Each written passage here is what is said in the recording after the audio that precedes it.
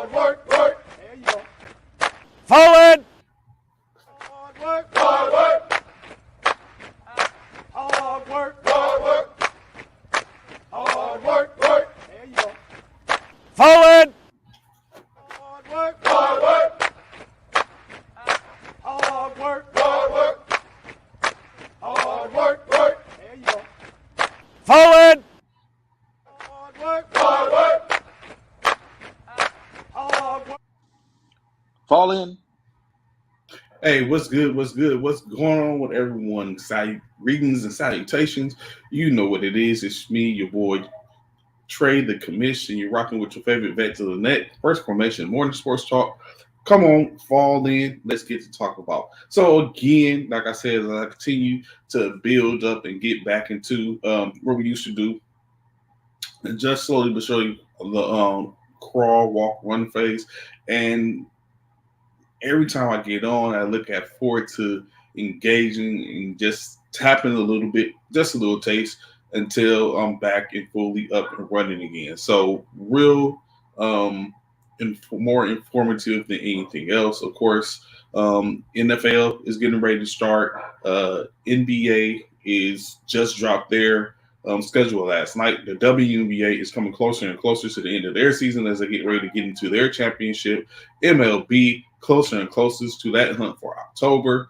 NCAA football, all that type of stuff. So I look to pick certain things to talk about and engage just to get the conversation going, and then we go from there. So today, of course, let's talk some WNBA. Then we'll follow with the NBA, finishing off with the NFL most likely, or somewhere in that area. So first and foremost, right, last night the WNBA had one game, just like it had one game on Tuesday, in which the Liberty or New York Liberty faced off against the Las Vegas Aces. So as you know, a couple of days ago, the Las Vegas Aces were throttled by the Liberty by a 20-point drubbing to crown and solidify the WNBA's Commissioner Cup champion, which ended up being the Liberty after an in-game tournament that was played.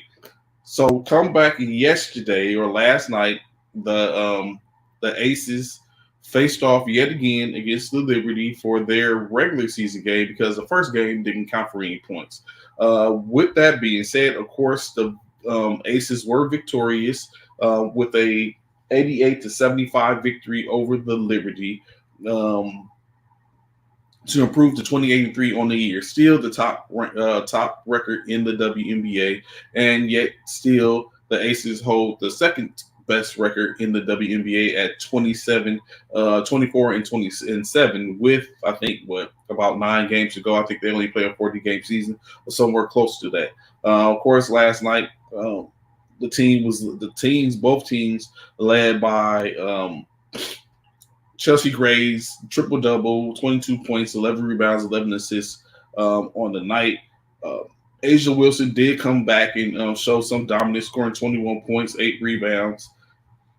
18 points from Kelsey Plum. Jackie Young contributed with 16 points, 3 rebounds, 4 assists. And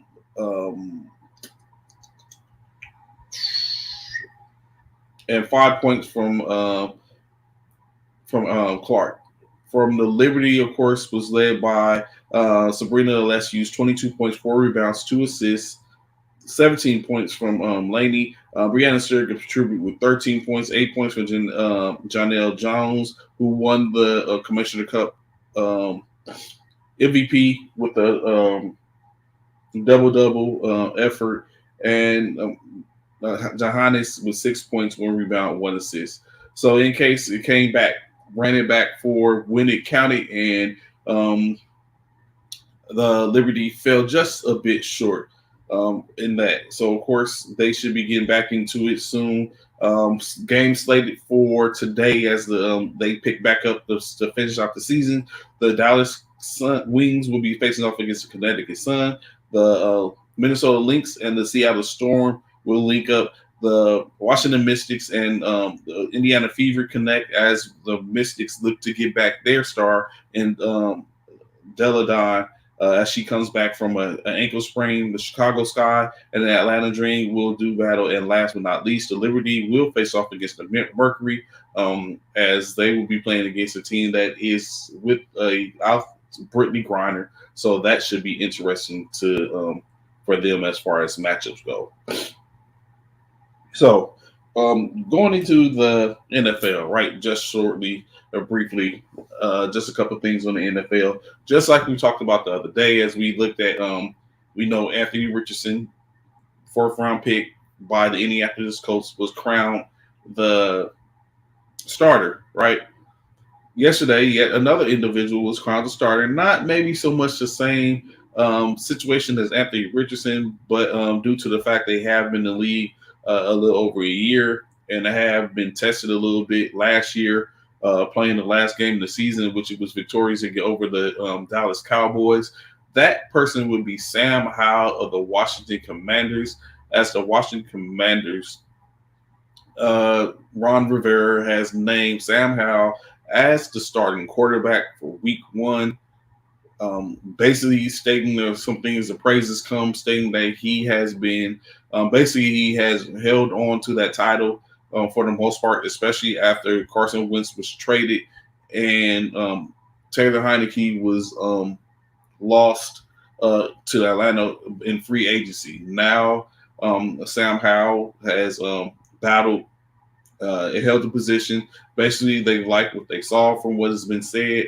Not to say that the backup who signed later in the season, Jacoby Brissett, wasn't a candidate. It's just simply from what Ron Rivera said is that Sam Howell held on to the position, basically continued to do what he needed to do. They liked what they saw in the process, and he didn't relinquish. He didn't change. I guess you could say he never really switched up or changed out of that. So now Sam Howell going forth is expected to be the player or the quarterback for the Washington Commanders going forth.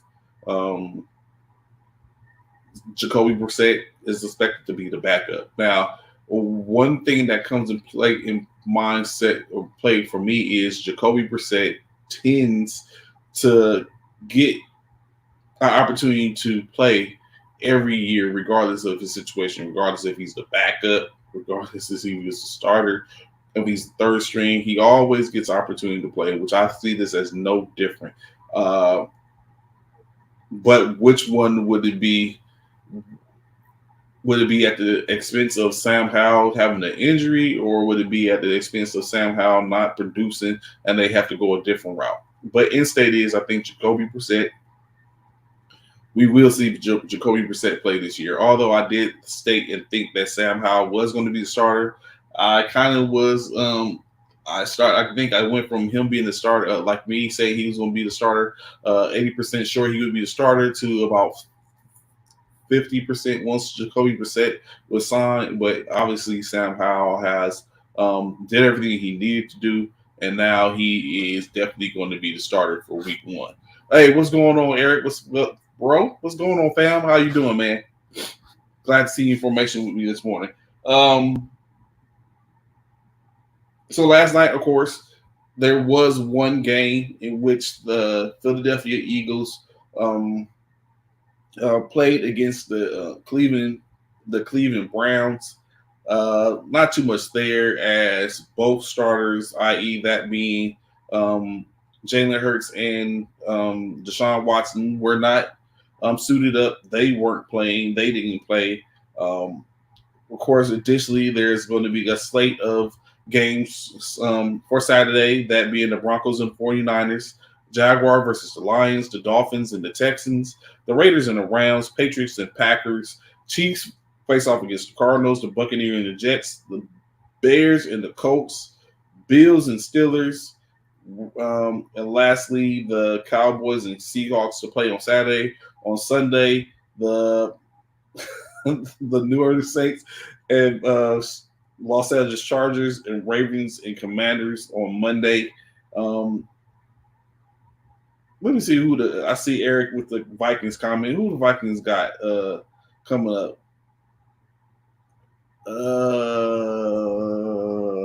Vikings and Titans. Okay, Eric. So they basically have it. So the reason I point that out, right, is do you, those that see or will see, of course, anytime you see the video, it's free to comment and continue the conversation, even if we're live or not. Do you, especially for you, Eric, since you're watching right now, do you think that not playing those that are going to probably start the season, do you think that not playing them is wise? So in the case of Eric, if Justin Jefferson and Kirk Cousins, Alex Matheson, if they don't play in the preseason, do you think that is wise, being that they're just a couple of weeks from suiting up to play regular season? Like, do those repetitions not help them to get ready, get set, kind of like get the rust off for the most part? I know they do put up a lot of repetitions in practice, but does that really substitute for what goes on in the real games? I understand and get that they have and they have their joint practices to where they get some burn from different aspects, but does it not substitute what a game does? It's at the starters in the practice games, so they give the rookies time to preseason. So I get that, but does that work? Do y'all think it works in the case? Like, would you rather? I mean, and of course, I think it goes both ways. It's a slippery slope because you have players that could be injured, as it was 2 players carted off yesterday in the game. But we think at the beginning it was in practice in which what's the Cincinnati quarterback? It was in practice in which to where Cincinnati's starting quarterback got injured, and he's been sitting out or whatever case like that.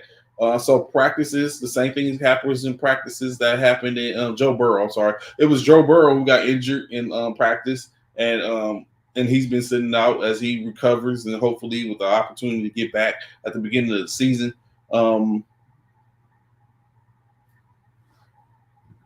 Okay, all right, okay, get paid to stay ready. That part, you know what? That is a good point. They get paid to stay ready, so it's just one of those things. So yeah, because what I think is definitely what some players or some coaches are, they more so taking the form of basically going ahead and being and making it to where they're observing more and more what is going on with the main with those that need to try out to see testing out the ones that or have to make the team, have to make the 53-man squad and all that type of stuff. So maybe that is it. But I was just wondering, like, not seeing Deshaun Watson and Jalen Hurts last night in any form or fashion, does that help or hurt or hinder the player in any way? Especially from getting the real game reps or things like that. Even coming today, the Chicago Bulls are already stated that they're not going to play Justin Fields. Is that because Justin Fields is recovering, or is it just saying we know Justin Fields is going to be the starter unequivocally? We know that's going down. He's going to play. Of course, now Sam Howell's been named as the starter in Washington. Does that mean we see less of Sam Howell so that way he can prep and he can be ready to go? Same thing with Anthony Richardson, and he's a rookie. So even though, yes, he's named the starter, I'm sure he needs reps. But do you do it to protect? Or, I guess it's a slippery slope. It can go any way. Most starters suit up in week 3 of preseason. And I would wonder, for me, I would think that for me personally, I think I would give more repetition. I would start out my starters in the beginning,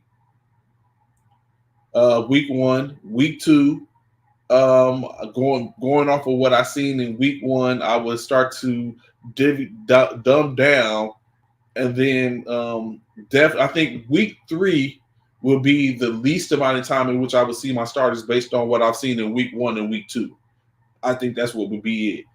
Now, then I would, but definitely what it would be is I would want to see more repetition from the people that are on the bubble and on the cusp, and the ones I need to see that are to see what they really have. But I think I want to make sure and ensure that my starters are good to go.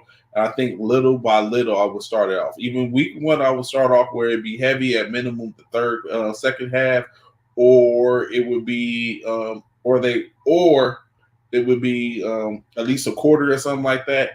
To where once I get to once I got to week 3, it would be without a doubt you probably see maybe just a couple of series as I want to really put home and see the fight from these players.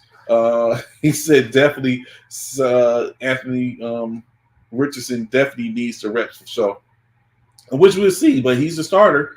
Obviously, they saw something that they wanted because he basically locked in. He played a quarter and a half in the first game of the preseason, and he was named the starter. But of course, like I said, take into consideration the repetition they do in the scrimmages during the preseason, during the practices, as well as what they do in the training, and they're just evaluating and see that. And then, of course, you put it forth in the preseason games, and you kind of can, I guess, you can see. It's different for us because we don't see all that type of stuff, but I guess you can recognize and see overall. What's good with you, Key? What's cracking with you? How you doing? What's going on this morning? Philadelphia's game last night. The stuff in the heart with the Harden issue going on. Ain't no way he ready. He's going to be need a lot more live training. OJT, and that's the only way he's gonna get it. So maybe we will see him. I would be surprised. I would be hella surprised if we didn't see Anthony Richardson playing in his games on Saturday. In his game on Saturday, at least a quarter, at least. But it's like I said, if they look good, I think they're evaluating on certain things. So to us, we might see something where it's like, but it might be something which they look at and see like, yo, he's getting better. So it really is the eye of the beholder for the most part. But just now looking at it, it's like Anthony Richardson is not looking too hot. And it's looking like they'll potentially be drafting Caleb Williams come next year. I'm a depressed Sixers fan, not going to take it to talk about it. Well, I wanted to talk about it, Key, so please stay tuned so you can give your insight or whatever case like that soon in a few minutes as we when we get ready to transition. So, but yeah, so in-state, like you said, players playing in these games, preseason games still going on, players still in these games. But we'll see in-state. We will definitely see as it goes as we get closer and closer and closer. As of course, I know Key and Eric are a part of the fantasy football league that's going to be drafting in a couple of weeks. So we'll get to see how that goes. So of course, some of these players, just like no different. Will Levis, as we know, Tennessee Titans. You were just saying Vikings. That's who the Titans play preseason on Saturday. Will Levis was they got an injury. So it's like, but again, that's another player that needs repetitions. That was a little skeptical drafting it. He dropped from being the potential first round quarterback selection to being picked early in the second round. Not too shabby. I mean, he missed out on a couple of coins or whatever case like that. But that's another quarterback who now, when you look at the Tennessee Titans, they have Malik Willis, in which they wasn't too seemingly high on towards the end of the season because he didn't look too great once he picked up for Tannehill. Now you have Will Levis, who they picked up. Now you have two quarterbacks in which both of them look like they wasn't ready or shouldn't have been selected in the point in which they did. And now it's like they have to figure out what to do with them. It's almost similar to what San Francisco might be going through with thinking about the selection that they made in reference to Trey Lance. So all this comes back. Of course, it's not it's not an exact science. Sometimes you draft certain players and they pan out. Other times you don't. But I think it does become a problem when you look at it's the same players doing the same thing over and over, same organizations doing the same thing over and over when it comes to their drafting, especially when it comes to the top position on the and being that in Tennessee now. So now Will Levis is injured. Does Ryan Tannehill get the expectation of being the starter eventually? Does Malik Willis, does he show any change and show that he's getting better and maybe push it to where Will Levis isn't even a factor? Or is it the possibility that be doing drafted in your top position early in the second round? That's a high position. Is Will Levis at some point going to expect to be at the helm?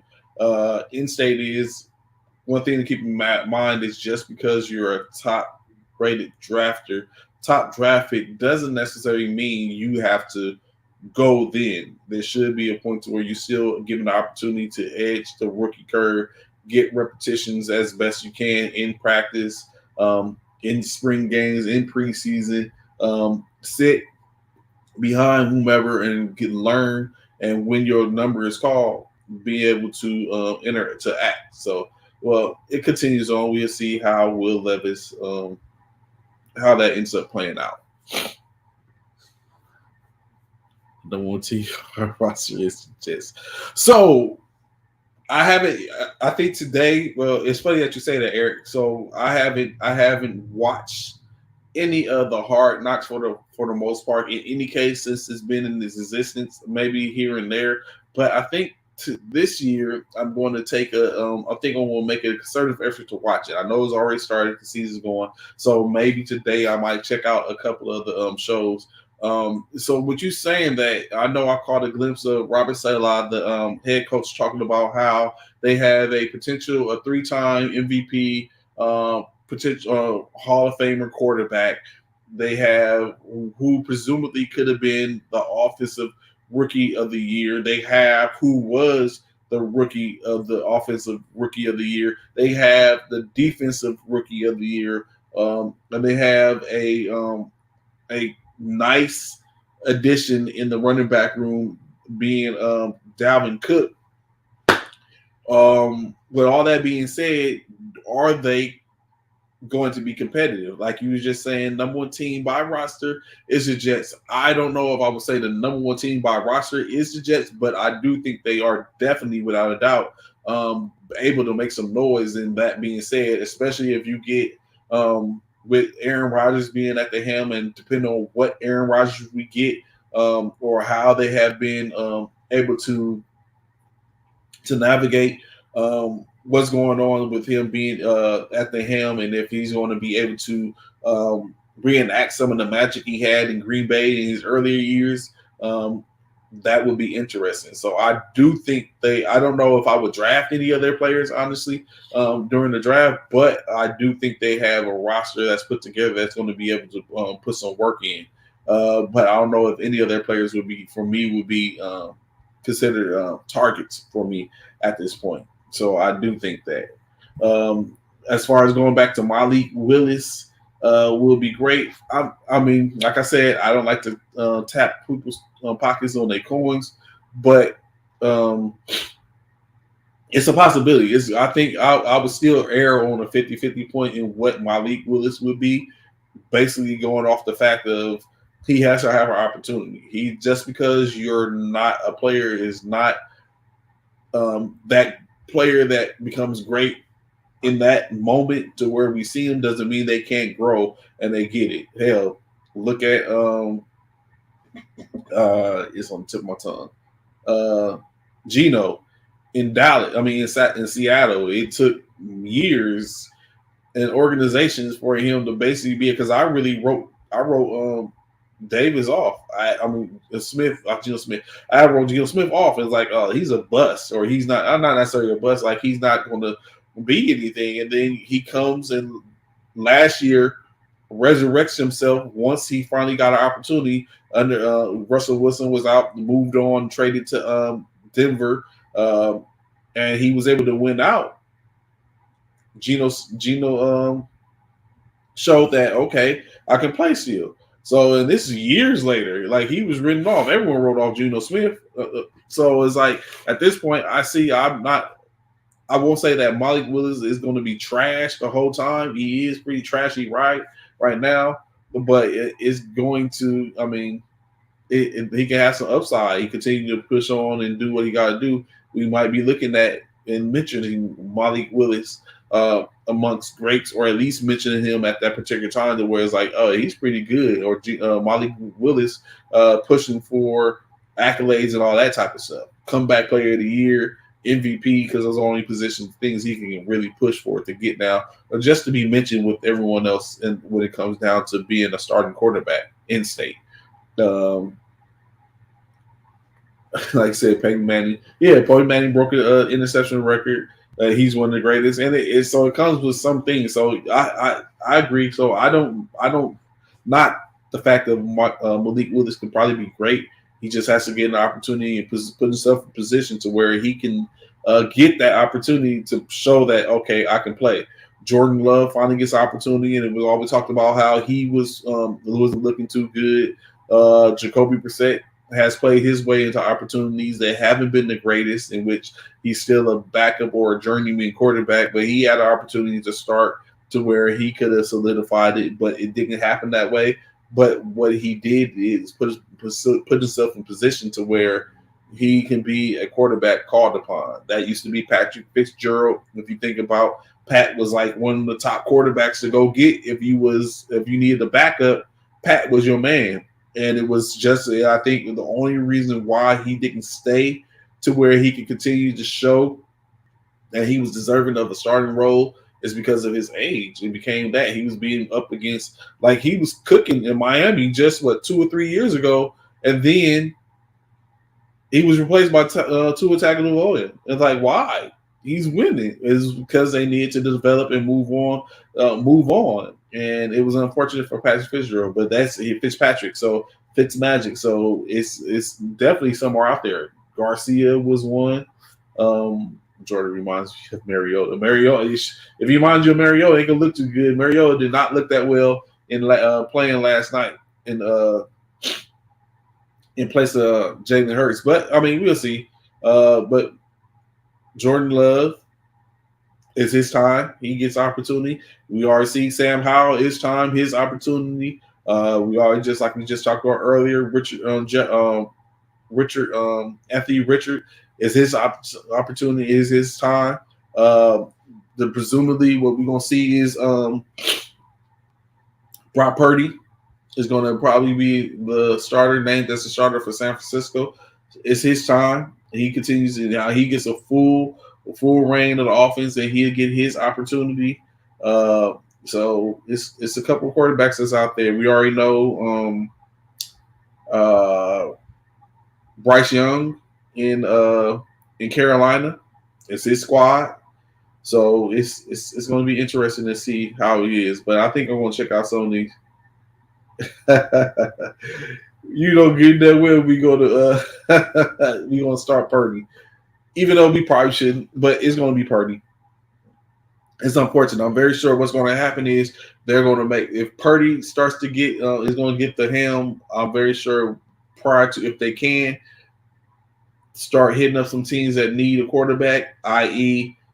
Tennessee, ideally, especially with Rand Carthon leaving the organization to go in there to be the GM.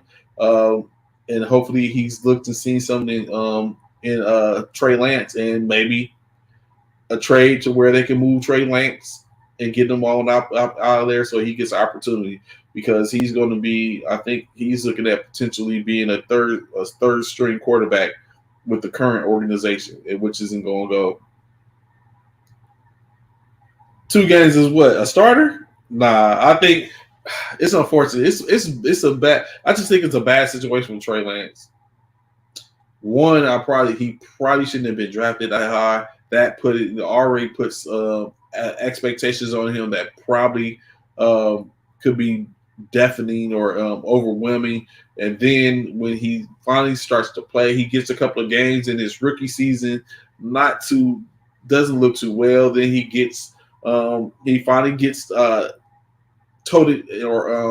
gets the starting position, plays 2 games in which he lost the first game, and in the second game, I think they lost their first game last year. I can't remember. I think they lost the first game last year. Then the second game, he gets injured and basically he's out a whole year. And just to come back to potentially not playing again, or even going as far as down to going from a starter to a third stringer down the depth chart just off of being injured.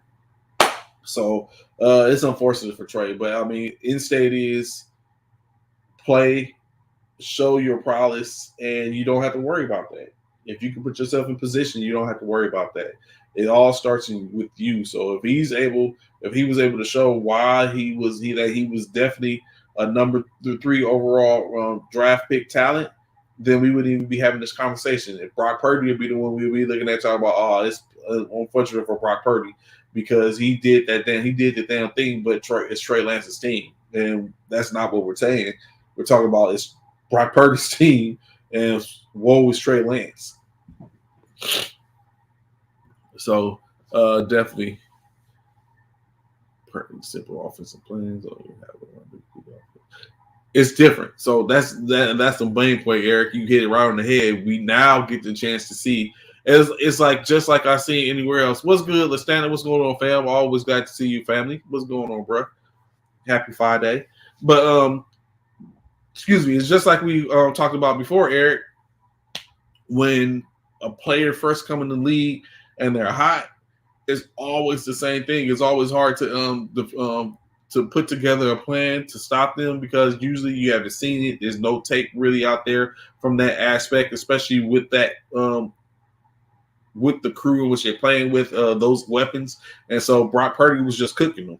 He was able to throw that off. Now going forth with now they've had 8 games of tape on Brock Purdy. And so now people are going to be able to come and watch and be like, okay, this is what we need to do. See, this is the schemes we need to run at him. This is what I've seen. These are potentially his weaknesses. These are his strengths. This is what we need to do to see if we can weaken them. Coupled with what they have and watching the positions, i.e. McCaffrey, Ayuk, and all that type of stuff. So the only thing is we don't know how he would be with the new added players in which he has on offense when it comes to it. But for the most part, you're able to see you have tape on them now. So now people could sit all year on. Think about this, right? Defensive coordinators, offensive coordinators, and people have a full year to toil and look over and watch over tapes and things like that to sit up and decide, hey, this is what you're going to do. As a defensive coordinator, if I was a defensive coordinator and I had a couple of people on me after the season, once we get forth, if I know we're playing certain players or whatever case like that, or depending on how many assistants and stuff I got under me, homework. I'm going to give you a little time to go ahead and I'm going to give you a little time to go ahead and kind of like relax, you know what I'm saying? It's the off season, but if we guaranteed to have a team on the roster, I'm giving you homework. Hey, I want you to take a look at this. I want to know yada, yada, yada. Especially if it's a team that we play consistently. Hey, I'm not even worried about that one. We'll take care of that during the season after we see what's going on. This is what I need. If I'm a coordinator, I'm like, hey, I need you to sit up and take a look at this. I'm giving you I would just need at least 3 or 4 assistants because I always can do some too. But I would need 2 to 3 assistants, and I'm giving them my homework. Hey, check them out. Once we come back together, we'll talk about it and get it in. That's all we're doing. We have one job, and that's to build a defensive juggernaut. In-state is, yes, under the prowess of we're a defensive, or we were on the defensive side of the ball, but we being that we know this, we can lock in on these teams right here because without a doubt we're going to see them. In-state is we can lose those other games, but if we win these games, we can become division champions and go that. So I'm putting out homework. We're going to sit up. I'm doing it a little bit differently. I have a different aspect of what I'll be doing because in-state is we got to sit up and beat these guys. And we'll pick up something in between here, but at minimum, I want to sit up and be 6-0 in my division.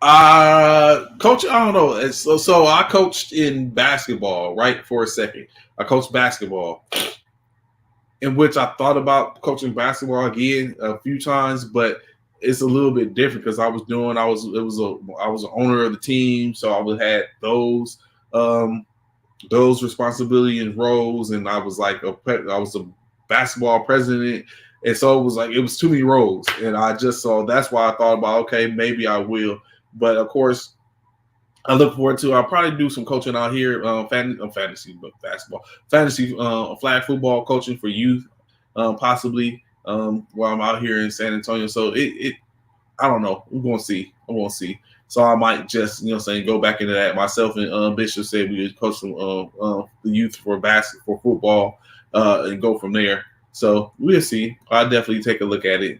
Never know what happened. Never know. So going into basketball, right? Again, James Harden, as I know Key was on earlier, she was discussing and talking about she's a depressed Philadelphia fan. So going in, James Harden continues to assert that without a doubt, he thinks the relationship in Philadelphia is beyond repair. He's like, he's not going back in state. And which he did. Well, I don't know. Did he snap, Eric? Like, he definitely went on. Like, it's like, think about it. Would you get up in front of a battalion formation, and tell the battalion that you refuse to work at your company because your commander or first sergeant is a liar and you're not going back? Would you do that? You know what I'm saying? Would you do that as a service member? Would you do that? You know what I'm saying? Whatever it is, that level, whoever act on Navy, Air Force, Marines, would you do that in that open forum? You might do it in a class. I mean, it might do it because I remember I had a first sergeant man that used to sit up while we was in our platoon sergeant meetings, and they would tell the platoon sergeants that are there, if there was trash or something like that, like you suck or something like that, you trash, it'd be right there. So, but that's in a small, you're amongst peers, is in a small environment. So probably not the best, but sometimes you got to hear these things to get you back on track. So those things, like you doing that, I say you and I will talk to them one-on-one. In which I had to do that one time where I had a problem with a senior or someone that was over me, and I ain't gonna say I had a problem, but I definitely felt like there was an issue and a problem. So once I had an opportunity, I went to their office and asked. I was direct and asked me, "Yo, what's good?" So you do those things, but to do it out in front of an open, like you basically called out this individual who writes your checks, who ensures your livelihood. You called them out. And in-state is whether the allegations in which he called out or which is kind of sketchy on why he said what he said. I think it comes from things. I think, in my opinion, I think things were promised, which have not been delivered yet. And he's like, "Yo, this isn't what we agreed upon." And in-state, this is where he's at. But still, this is a person that directs your livelihood, because in-state is, regardless of what James Harden says, he's under contract with the Philadelphia 76ers for 1 year, $38 million, but 1 year. And there's things in place that if he doesn't do what he's supposed to, he doesn't, regardless of that $38 million that he gets paid, he's not going to get paid. So it's like, James Daryl Morey can let James sit on his roster. He's eating up cap space, but it can also be money that they're not losing, because James Harden, is going to get fined. He's not playing games, so that way he's not getting paid. Is a detriment to the team if he's not showing up. In-state is that's not conducive to anything. He can sit up and weigh out the whole year and not just sit the whole year. lose out on $38 million, lose out on playing, and come back as a free agent next year and do that. Or Daryl Morey can go ahead and wait him out, try to find someone that'll take him. But if he's a high prospect player, so can he really get picked up by UFC? I don't think so. I think James Harden is one of those players now. He led the league in assists last year. He changed the position from being a shooting guard to being a point guard. I think James Harden can still play, but I don't think that he's that player that everyone is clamoring to go get. I don't think he's that player that when we sit and think about, where's James going when it comes down to the free agency? I don't think that's him now. I think now James is starting to go on that other side of his to the other side of his player career, to where now he's seen as a piece. He's no longer the person expected to run a team. He's a person that you bring in that is going to probably bolster a team. And I think even that aspect of it is starting to dwindle because he gets older. And, of course, when he gets older, it's harder and harder to keep your body in the right shape and everything like that. And James, as we know, it tends to seemingly let things go during the offseason and comes back with the idea that, okay, I'm back. I can get back into playing shape when I get back in the gym, when it's time to go again during training camp. And so that can be seen as problematic. And so. And then I know the other day I seen something in which we're going to talk about a little bit too, with Dwayne Wade having this conversation before he with Kevin Garnett, in which when we think about it, think about the Shaquille O'Neals that was talked about and being that type of stuff. So those things are different. So so it's that's who Harden is, and he it's one of those things. I think when you sit up and look at it, you think your mind is set on who you were. And sometimes it takes people a little time to figure out, to think about who I am now. So I think you could be who you were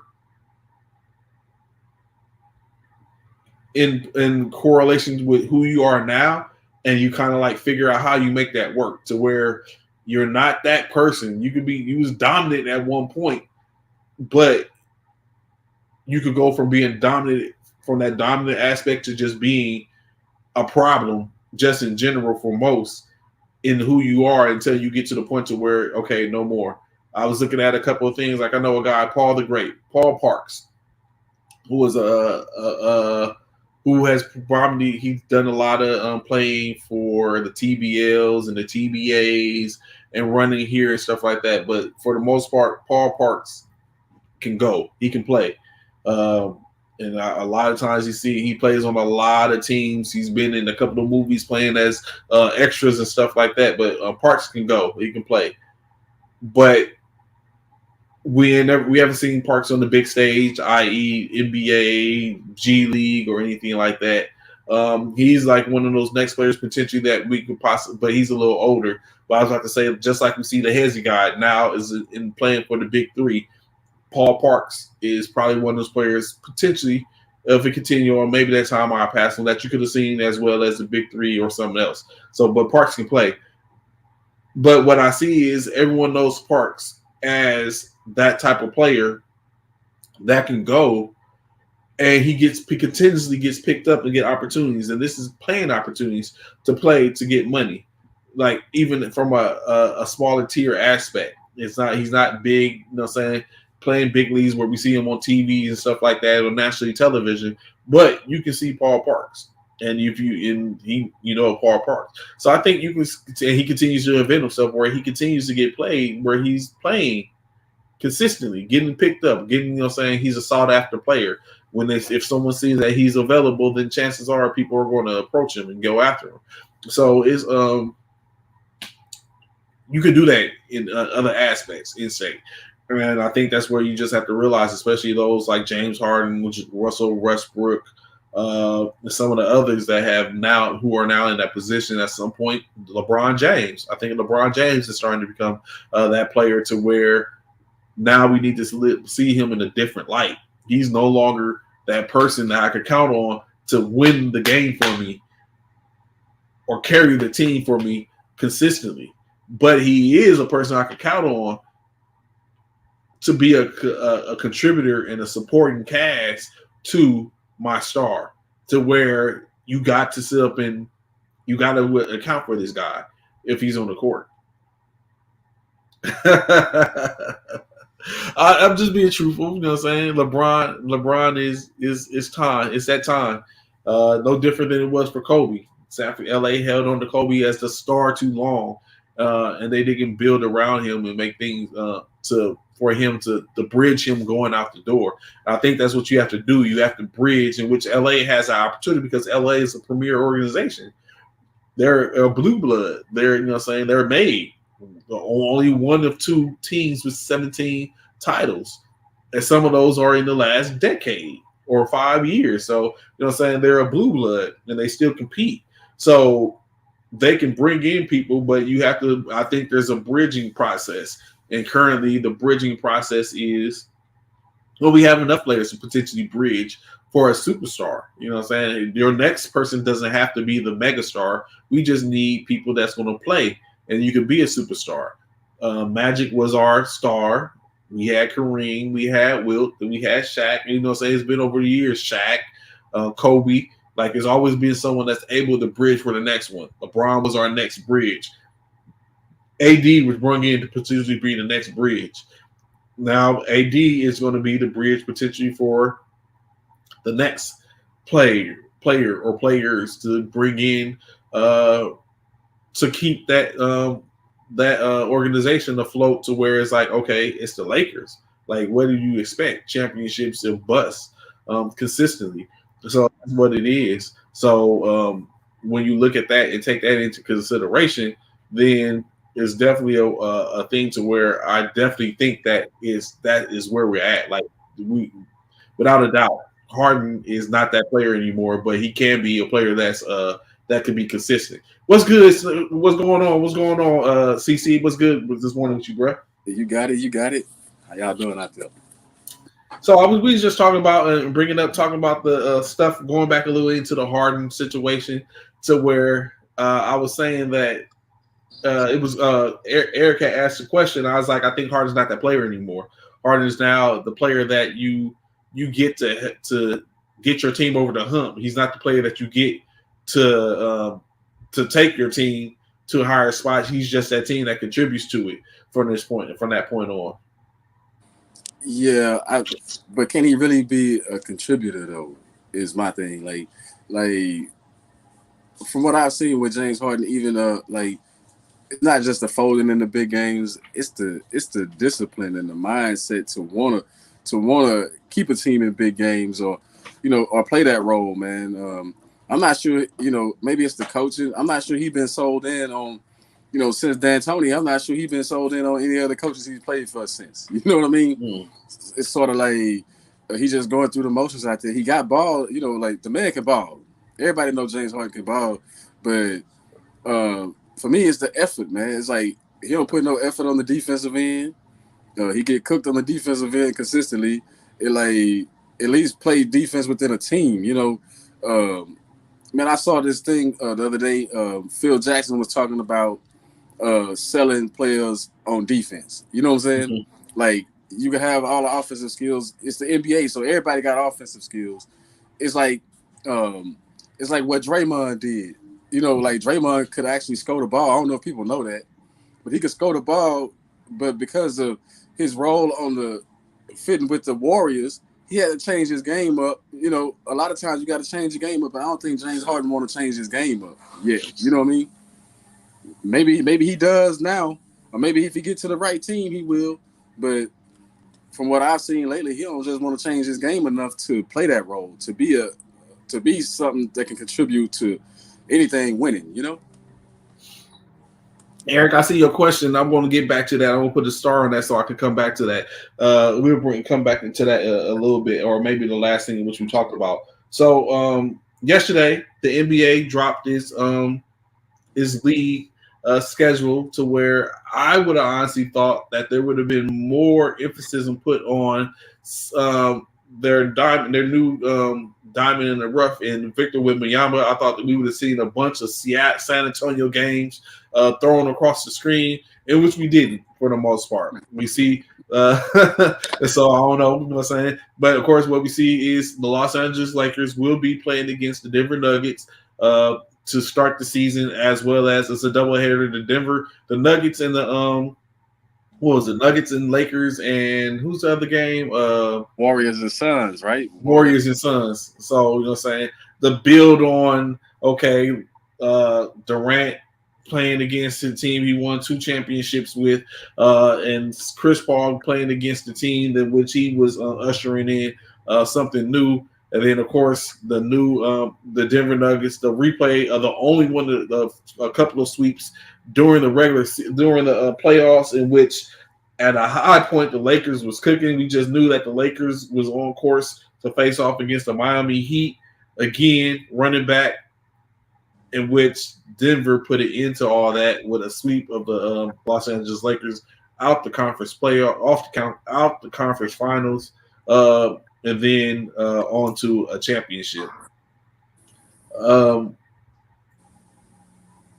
Do you think they could have did any differently with the two with the start of the season, or you think that they got hit it on the head?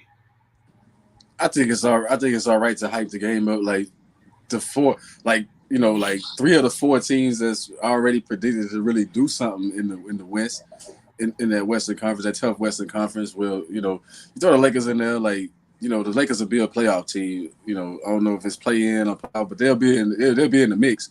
But basically, those other 3 teams, you're looking at them really challenging for the crown, so to speak. Early on. So I think it's good matchups. I think everybody with his Steph and going against Kevin Durant. I think people will tune in. Kevin got a better team now. It's not the Nets or whatever. He got a better team. And everybody, let's face it, everybody want to see what happens with the addition of Chris Paul. It's a lot of talk about Chris Paul going to Golden State. So, what's your things on Chris Paul in his role in Golden State now? I think man, if he can stay healthy, he might help them a little bit. It'll take some pressure off. Is he a starter? Yeah, I think you find a way to start him, or if he is coming off the bench, he'll get a lot of minutes. He'll get a lot of minutes one way or another, especially when the game on the line, he'll get a lot of minutes. But I think, because I think if you can move, if you move Steph off the ball, he can still shoot. A shooter can shoot, and then you move Klay to the 3, you got something to work with. Move Klay to the wing, you got something to work with, like the same way they would do with Poole. But I think the difference gonna be Chris Paul a little bit up there in age, and like I say, the injuries, man. If he can stay healthy, he might help. I'm not gonna say the Warriors gonna win anything, but I can say that they'll be tough. They'll be tough because one thing we know that Chris Paul can do is pass the rock, man. Pass the rock. So I'm looking at more shots, more quality shots. Like Steph won't have to take some of them shots that he takes sometimes. You know what I mean? Those heat checks that he takes sometimes when he got the ball. So do you think now that this makes Steph even more lethal in his career, on the back end on his career, now that you added someone like a Chris Paul? So going on paper, because we talk about on paper, does this make Steph more lethal now, in your opinion? Because now he's like you said, he's off the ball. Like now you can't double team me. Now you can't double team me and I have to be able to shake you and be able to see over the defense to get this to the open person. Now, if you double team me, someone else sees the openings and they can sit up and kill you. And now he's like, you choose your poison. If Steph and Klay are playing turn the clock hands of time back, where you got Clay that was doing what he used to do, and now Steph is open to do that because you have another floor general. Do you think that's like a recipe for a championship, another championship? I think, or just to be, yeah. I think they're gonna make a good run, man. I think they're gonna be contenders. But I also look at what with Steph playing off the ball and stuff, and the slashing of going to. I think they'll go to the bucket more. I think you'll see a little bit more slashing from Clay. I think you'll see a little bit more and Wiggins. Wiggins on the backdoor cuts and stuff, man. Like I would worry about the matchups. They small lineup gonna hurt a lot of people out there. When they go small, if they put Draymond at the 5 and Wiggins at the 4, man, and like I say, Clay, Steph, and Chris Paul, that's gonna be hard to, that's gonna be hard to match up. I think that's they small lineup gonna play into their favor. It's gonna play into their favor a whole lot. What is known as their death lineup. Yeah, because I think the one thing they was missing last year, besides a little defense on the interior last year, I think what they was missing was like I think Steph had to do too much as far as trying to score and then trying to feed other people, keep other people involved. So now he ain't really got to worry. That pressure will be taken off of him, man. He can play free. That might be trouble. That might be trouble.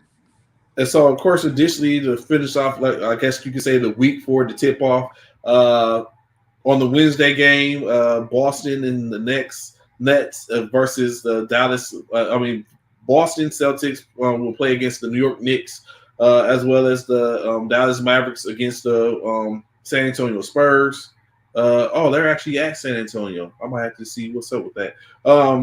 76ers on Thursday face off against the Milwaukee Bucks.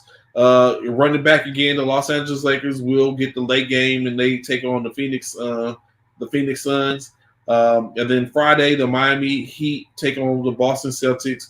Golden State Warriors will face off against Sacramento, in which I don't know if Sacramento is going to be that team they were last year, but we will see. And of course, on that Saturday, you'll get the Knicks and the Pelicans will play one another. I don't know how that became a primetime game. It is on NBA TV. And the Utah Jazz and the Phoenix Suns will face off against one another. So they have that. The Christmas Day games, in which, of course, I'm going to look for your insight in this slip. Milwaukee and the Knicks, Golden State in Denver, the Boston Celtics and the Los Angeles Lakers, the 76ers and the Miami Heat, and lastly, the Phoenix Suns and the Dallas Mavericks.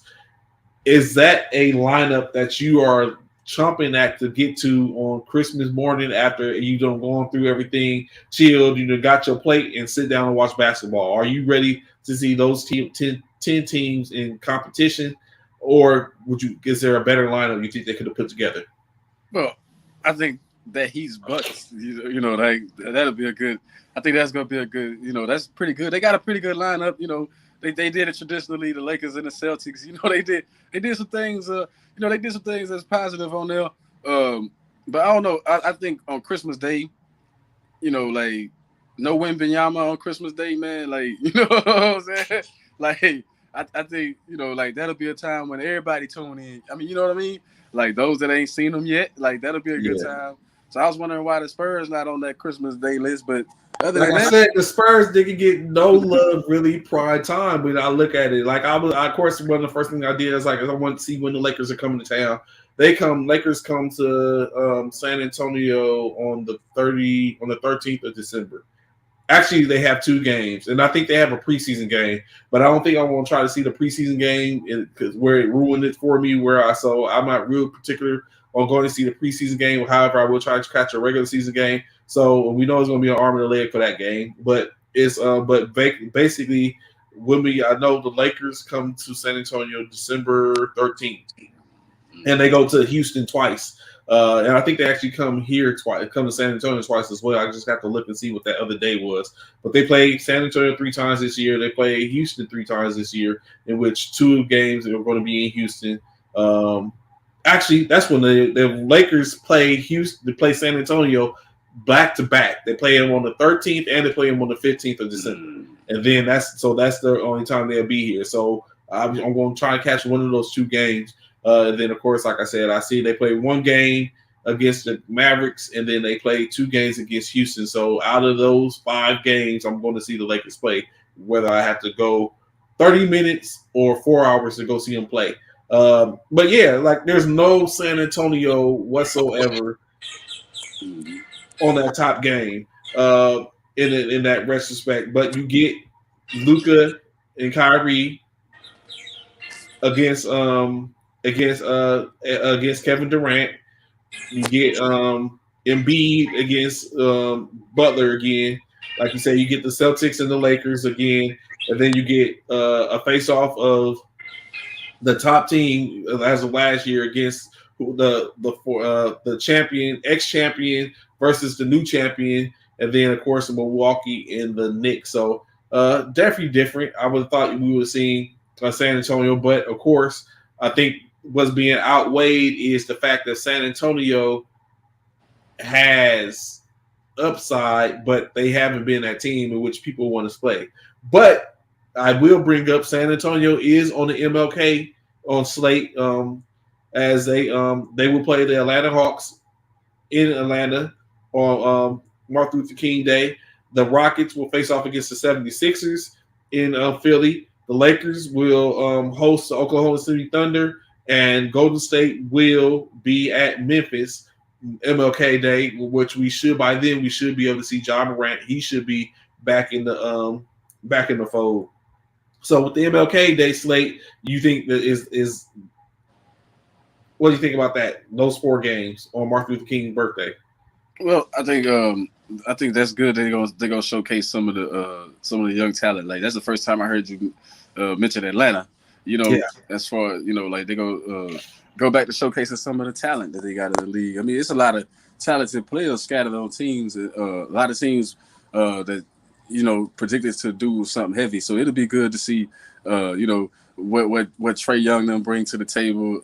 You know, as well as see what San Antonio got on it. Like I'm anxious to see can Popovich still coach, man? Does he still have something left? You know, these last few years been brutal. So yeah, and because what was funny to me, I was like, Popovich got inducted into the Hall of Fame while he was still active. Yeah. Yeah. I'm like, and I mean, I would say the same for Becky Hammons, but she contributed. But I was like, both of them were technically still active, and both of them got voted into the Hall of Fame, and so that caught me off guard. But yeah, so I agree, and then not to mention the fact they extended Popovich, so they expect. So it's like Pop is like 5 years. Can Pop coach still? Like you said, it's been brutal, but to his defense, he hasn't had what he had before because we just seen him. We already know Tim Duncan, David Robinson are already Hall of Famers. We just seen him Manu Ginobili, Hall of Famer. Now Tony Parker, Hall of Famer. So he has 4 Hall of Famers from his starting lineup, and now he's a Hall of Fame coach. But that speaks to what it was. You know what I'm saying? Basically, was he off? Is Kawhi Leonard a potential Hall of Famer? I don't know. Not anymore. he was on track. That's probably why they was like, yo, let's go ahead and just put Poppy in because Kawhi ain't gonna get it done. So yeah, so it's like now it's like is Kawhi? I was thinking like who is the only person that's missing from that? It's Kawhi Leonard at this point is missing from those type of things. We know Danny Green is not going to be a Hall of Famer. So you know what I'm saying? So it's like that's the only person, the other person that was on those teams that is Avery Johnson a Hall of Famer? No.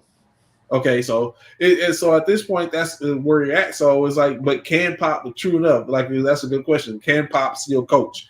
Is he going to be able to put forth a winning team? But he got some pieces, Sohan, now a Wembanyama possibly. So I was like, will Pop be able to go 82 games, put together a team that's going to be in the playoffs, maybe make the play-in and make some noise? So I think you have actually a good That's a great question.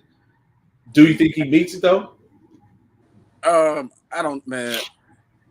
Anytime I know he Hall of Fame and all that stuff, but man, anytime a coach of his stature decides that it's a good idea to tank, I kind of lose faith that, like, man, you don't even believe in your ability enough to make the team competitive. You just go tank. Yeah, like I never would have expected that from a Popovich. The mentality that he normally has, but to tank a season. So we'll just have to wait to see. For me, it's gonna wait. That's why I said, can he still coach? Because, man, after tanking a season, I don't know. I wonder, is Pop enough to bring in any type of top tier player to want to play there off of free agency, or is it just gonna have to? Does the team get rebuilt in trades and put them back in the position to where it's like, okay, San Antonio, like, it's a small money market, but is it enough? Is Pop the draw, or have they now have a young enough core that's a draw to where people are like, oh, I think I can go there and definitely make a difference. Like, I think now San Antonio is unfortunate now for them. I don't know if they can get that back to what they had years ago when they was contenders. Well, I think it depends on how well. I think it depends on how well they first overall pick plays. It's gonna depend on how well Wembanyama plays.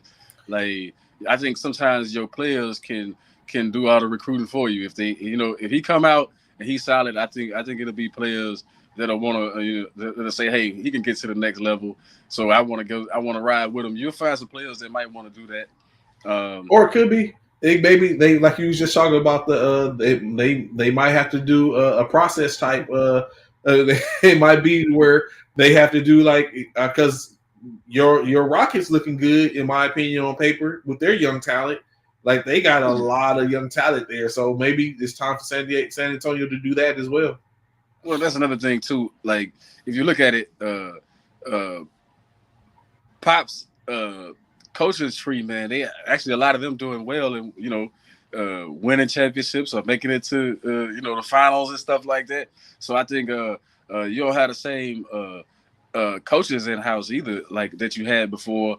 Like, you'll have some of the assistants that you had before, so that changes things too.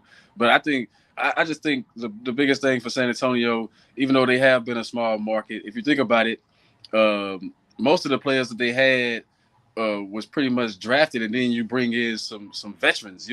Like, you find some veterans and you can get them for decent contracts. That's the way they built before.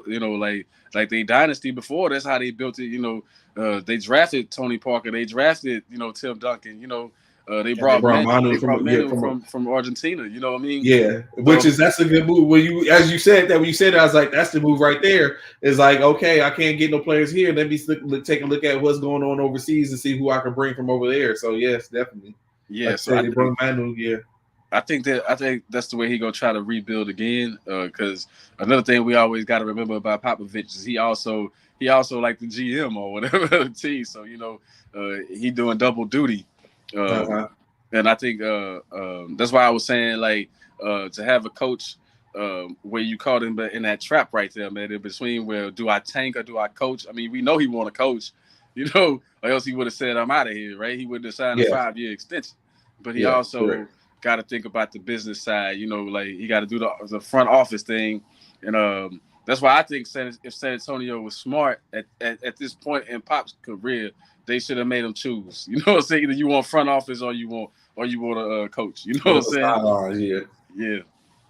So, of course, and last but not least, bringing the notable games up, there will be a rivalry week. Of course, the New York Knicks and the Brooklyn Nets in January.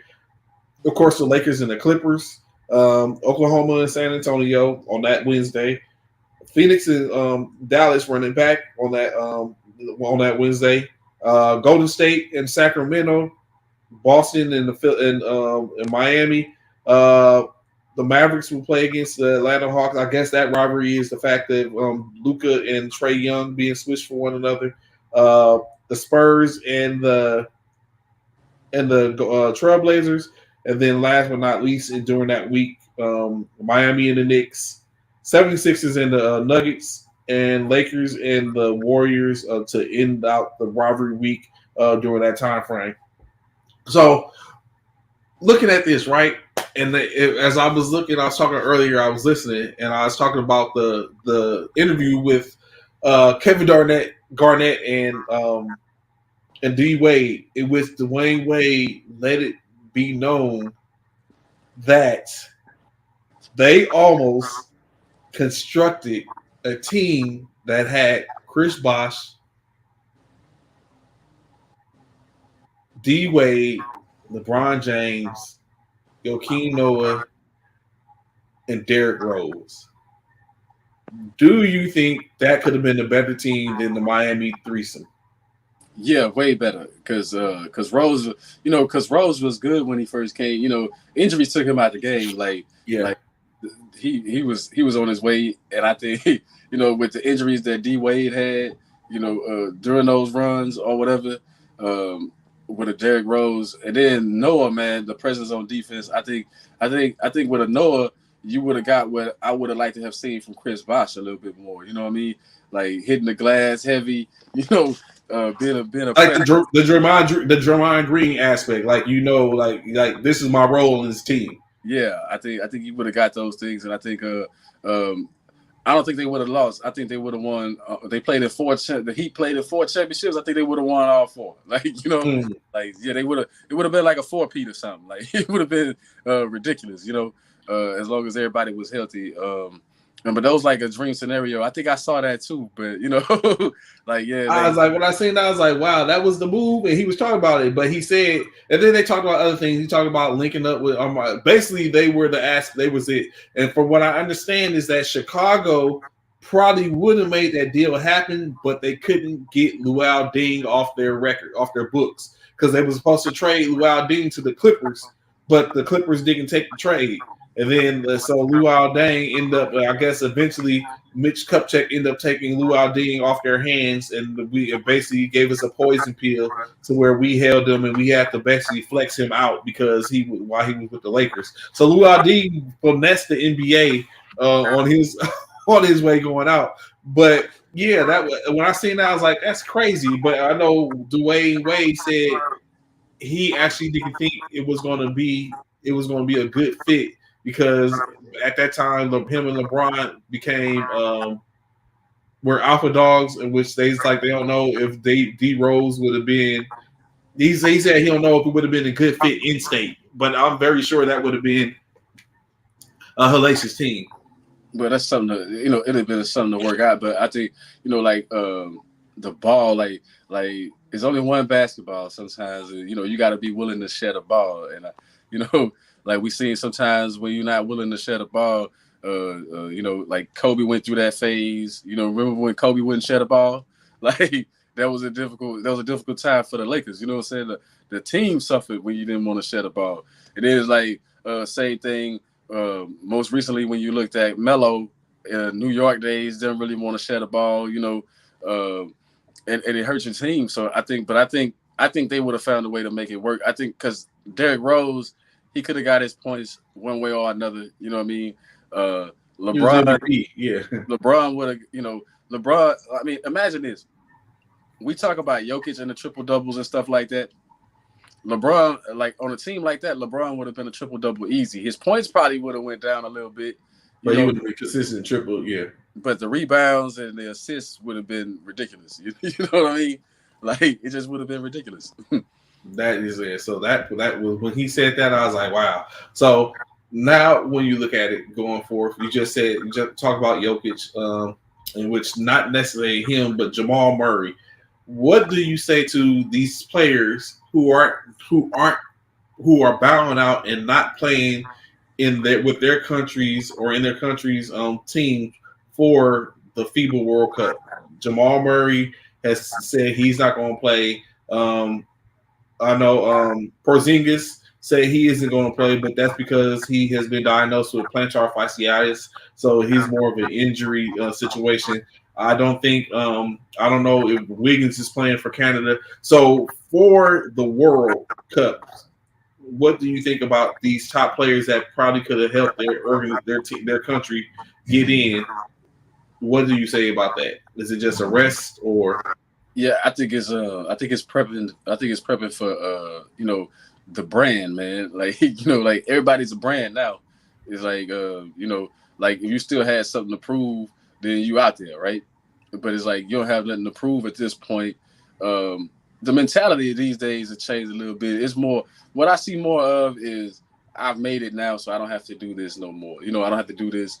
I don't have to do that. And it's just the World Cup. Like I'm sure if it was the Olympics and he was asked to play, he'll probably play. But it's just qualifier, yeah. Yeah, it's just qualifying, and then you don't.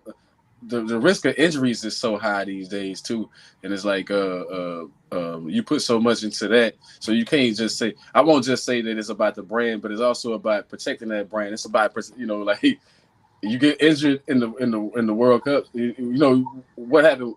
It cost Paul George big time. That was the Olympic trials or something, right? Yeah. It cost Paul George big time. So injuries can happen anytime.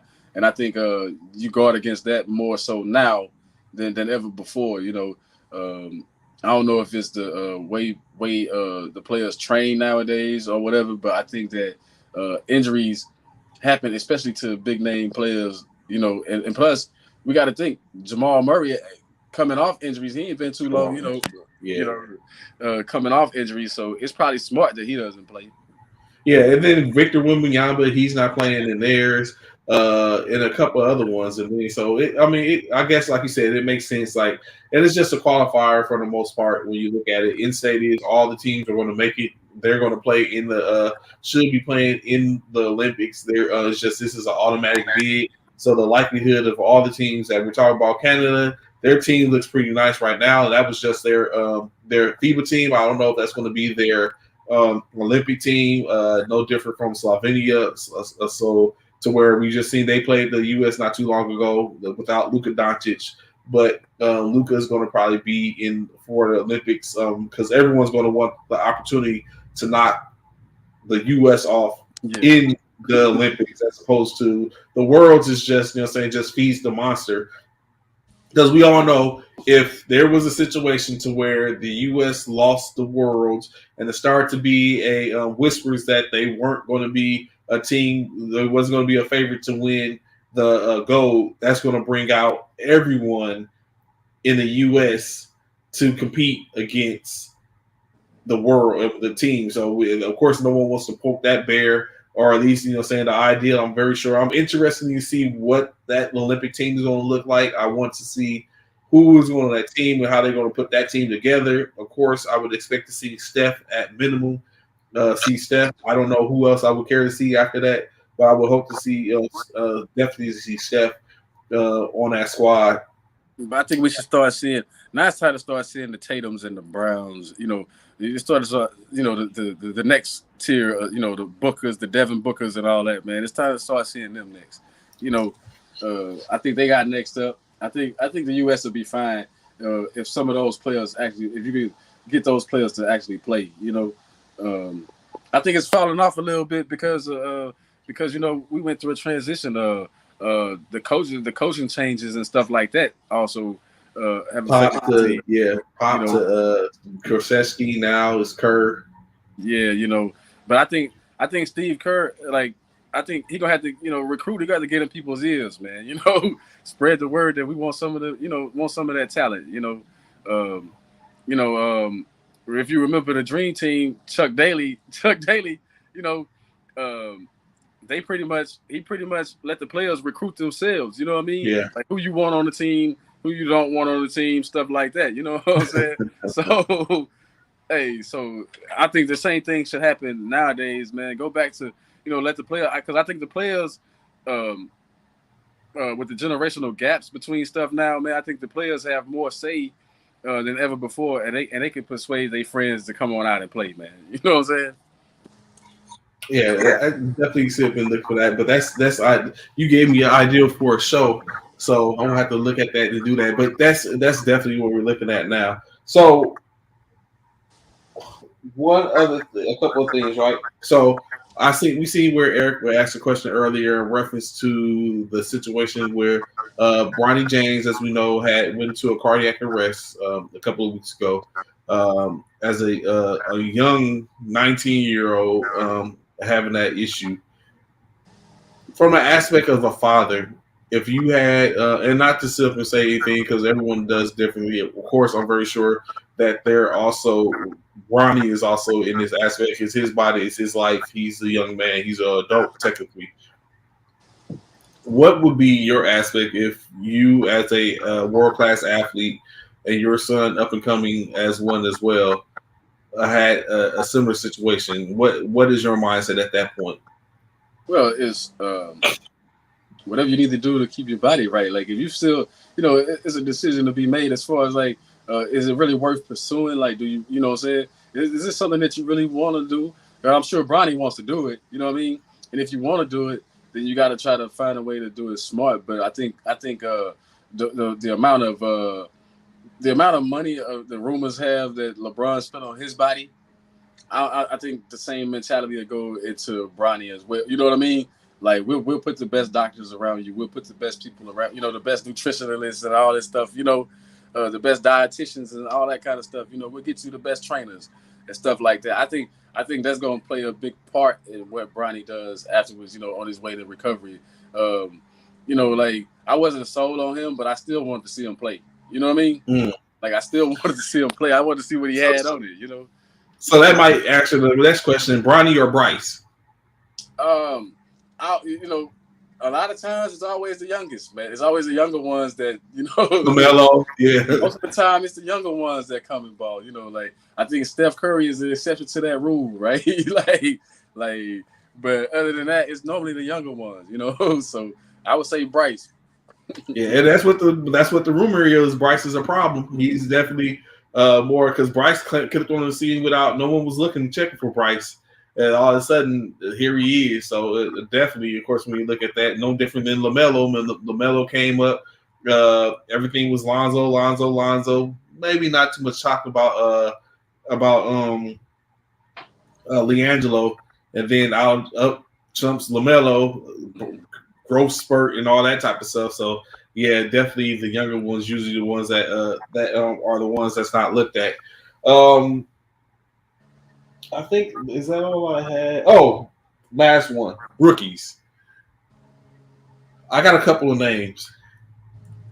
And with these couple of names, I'd like to know, who do you think is best to challenge or even maybe eclipse Victor Wembanyama for Rookie of the Year? So, of course, aforementioned name mentioned Victor Wembanyama. What's good, Jay? That's what's cracking, man. What's popping? Like I said, I gotta have a call. I think I want to hit you up and call you today, man. So look for a call from me. So, Victor Wembanyama, of course, like we just said, is ideally, or maybe I'm thinking a lot of room seen as the potential Rookie of the Year.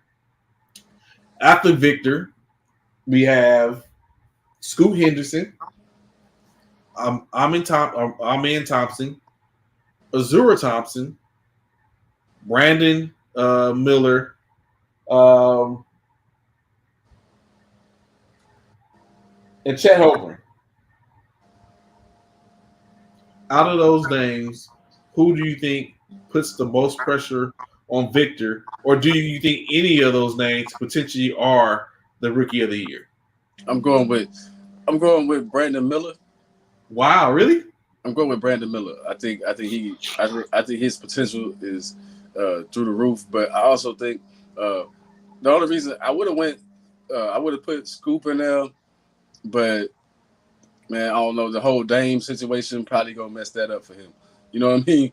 Like that whole, if they don't get that Dame situation figured out soon, Portland, if they go into the season with that hanging over their head, it's gonna hurt the whole team. So I think that's gonna hurt Scoop, already, especially like if Dame end up staying in Portland, then it's like, hey, this guy already said he didn't want you. You know what I'm saying? So how is that going to affect a young man's psyche? You know what I'm saying? Playing with somebody that didn't want you. They didn't want to be there to be a part of that. You know what I mean? So I think that outcome, that whole Dame thing, gonna mess that up for him. But I just think Miller playing in Charlotte, a team that really, Charlotte can't go nowhere but up. You know what I'm saying? They've been down so much, they really can't go nowhere but up. I think if LaMelo's healthy, then we'll see Brandon Miller. I think he's gonna get a lot of buckets. He's gonna have a lot of opportunities to get buckets on the Charlotte team. They really don't have a lot of people that can get buckets outside of LaMelo. You know what I'm saying? So I honestly think it's gonna be Chet. I think Chet was rookie. Yeah, I think Chet was rookie of the year. Of course, a lot comes is SGA, Josh Giddey, Williams, like they all have to be, but I think Chet wins rookie of the year.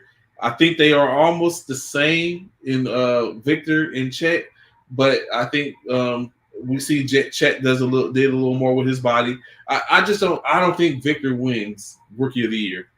Nah. I think the only way Victor wins the rookie of the year this year is the NBA force feeds it to him. Well, the NBA been known to have their favorites, so. But I think Wembanyama will be in the running, man. I think if he comes and he just plays his game, like if he play that game, if San Antonio allows him to play his game, it's gonna depend on how San Antonio moves with him. But I expect Wembanyama, and he might, I don't know, man. He might be defensive player of the year or something. You know what I'm saying? As a rookie, he might, he might get some accolades out of it. Yeah, he probably gets some accolades, but as a rookie of the year, I don't know if he might become defensive rookie of the year.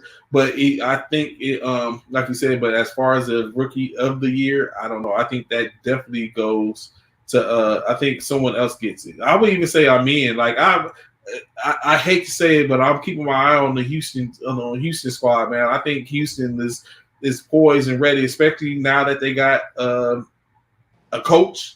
Not to say anything about Steven Silas, but now they have a coach that's probably going to be more predicated. Like they are young. They are young in this, and they have a lot of talent.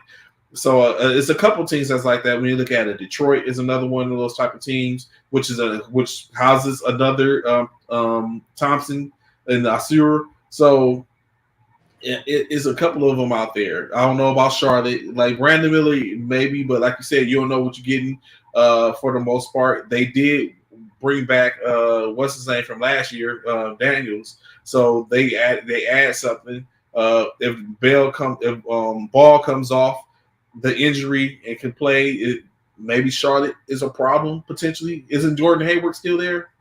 Is Hayward there? Yeah, Hayward's there. He's still there. Yeah, I think Hayward's on the Hayward. So they have him and stuff like that. You still have a assassin type mentality with I think what's his name is still there? The guard. Man, Charlotte. They roster is Terry Rozier. Rozier is still there. But I think I don't think Rozier a little bit past his. Like he been there. He been in the league a minute. I think he'll play a good role. For me, Charlotte, I just say Miller because I just think that, like I said, it's wide open. That's one team that's wide open. Like you look at the other young teams, like you talk Houston. Houston got scorers and stuff, so it's one ball. It depends on how Udoka chooses to use Thompson within that team. You know what I mean? Within that team mix. And then when you're looking at Hunger, man, it's just too many players on OKC. Like that's what I look at. It's just too many players. But then when you look at like the Orlando Magic, that's a young team. They wide open. Like we know Detroit's young and they got a coach now. They got a coach that can coach them up a little bit. That's gonna get the most out of each player. I think, but I still think for me it's Miller. But I wouldn't sleep on Thompson. It just depends. Houston are gonna be a wild card on whether they're gonna be competitive or not, or because that can go either way. I mean, I know Udoka. We saw what he did with Boston. But what we got to keep in mind with the whole Boston thing is that they even though they're young, they veterans. All those dudes was vets. You know what I mean? Tatum and Brown been in the league a while. Smart. All those dudes. Those are all veterans.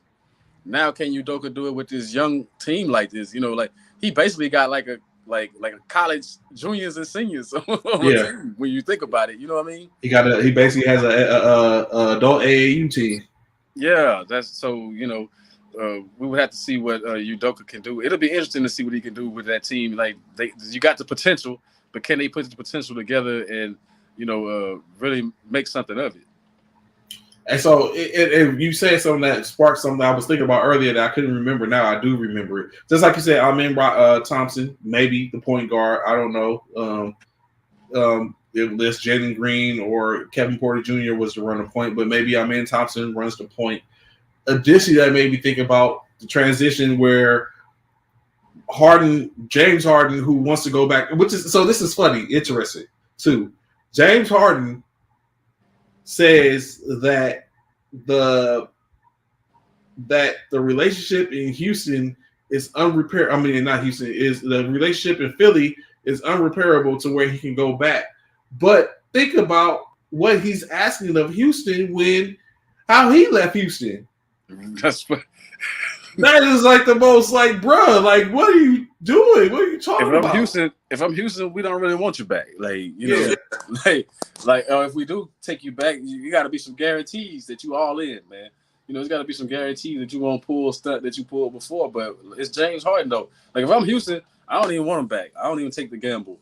You got a young team. Why come mess up that young team? With that mentality. You don't want that rub it off on your other players. Yeah, at this point, it's 27 other teams because you done burn bridges in Houston, you done burn bridges in Philly, and now you burn bridge in Brooklyn, and now Philly is like there's 27 other teams we can potentially maybe get you on. But so now what it was going back to, what I was about to say is, like you said, Amen Thompson potentially run the point. Don't know, but what do you think about the ideal from Phoenix? To where Bradley Beal is expected to be the point guard. I think that's a good move. I think it's a good move. I think Bradley Beal, what we've seen with the Wizards is he can do both. But when he had John Wall, he didn't really have to. But he can do both. I think it's gonna help his game out a little bit. Give him a little bit. It'll give him a little bit more space to operate. It'll give Booker plenty of space to operate. When you got Kevin Durant, man, wherever you put Kevin Durant, whether he outside, inside, I mean, it's just going to help. I think it's going to help and it's going to be a faster pace. When they had Chris Paul, they kind of slow. You kind of slow down a little bit. I don't know if that was by design, but when they brought in like the Cameron Paynes and stuff, then they typically wanted to run. Or when Booker had the rock, he want to run. You know what I'm saying? So many times you saw Booker running without the rest of his team.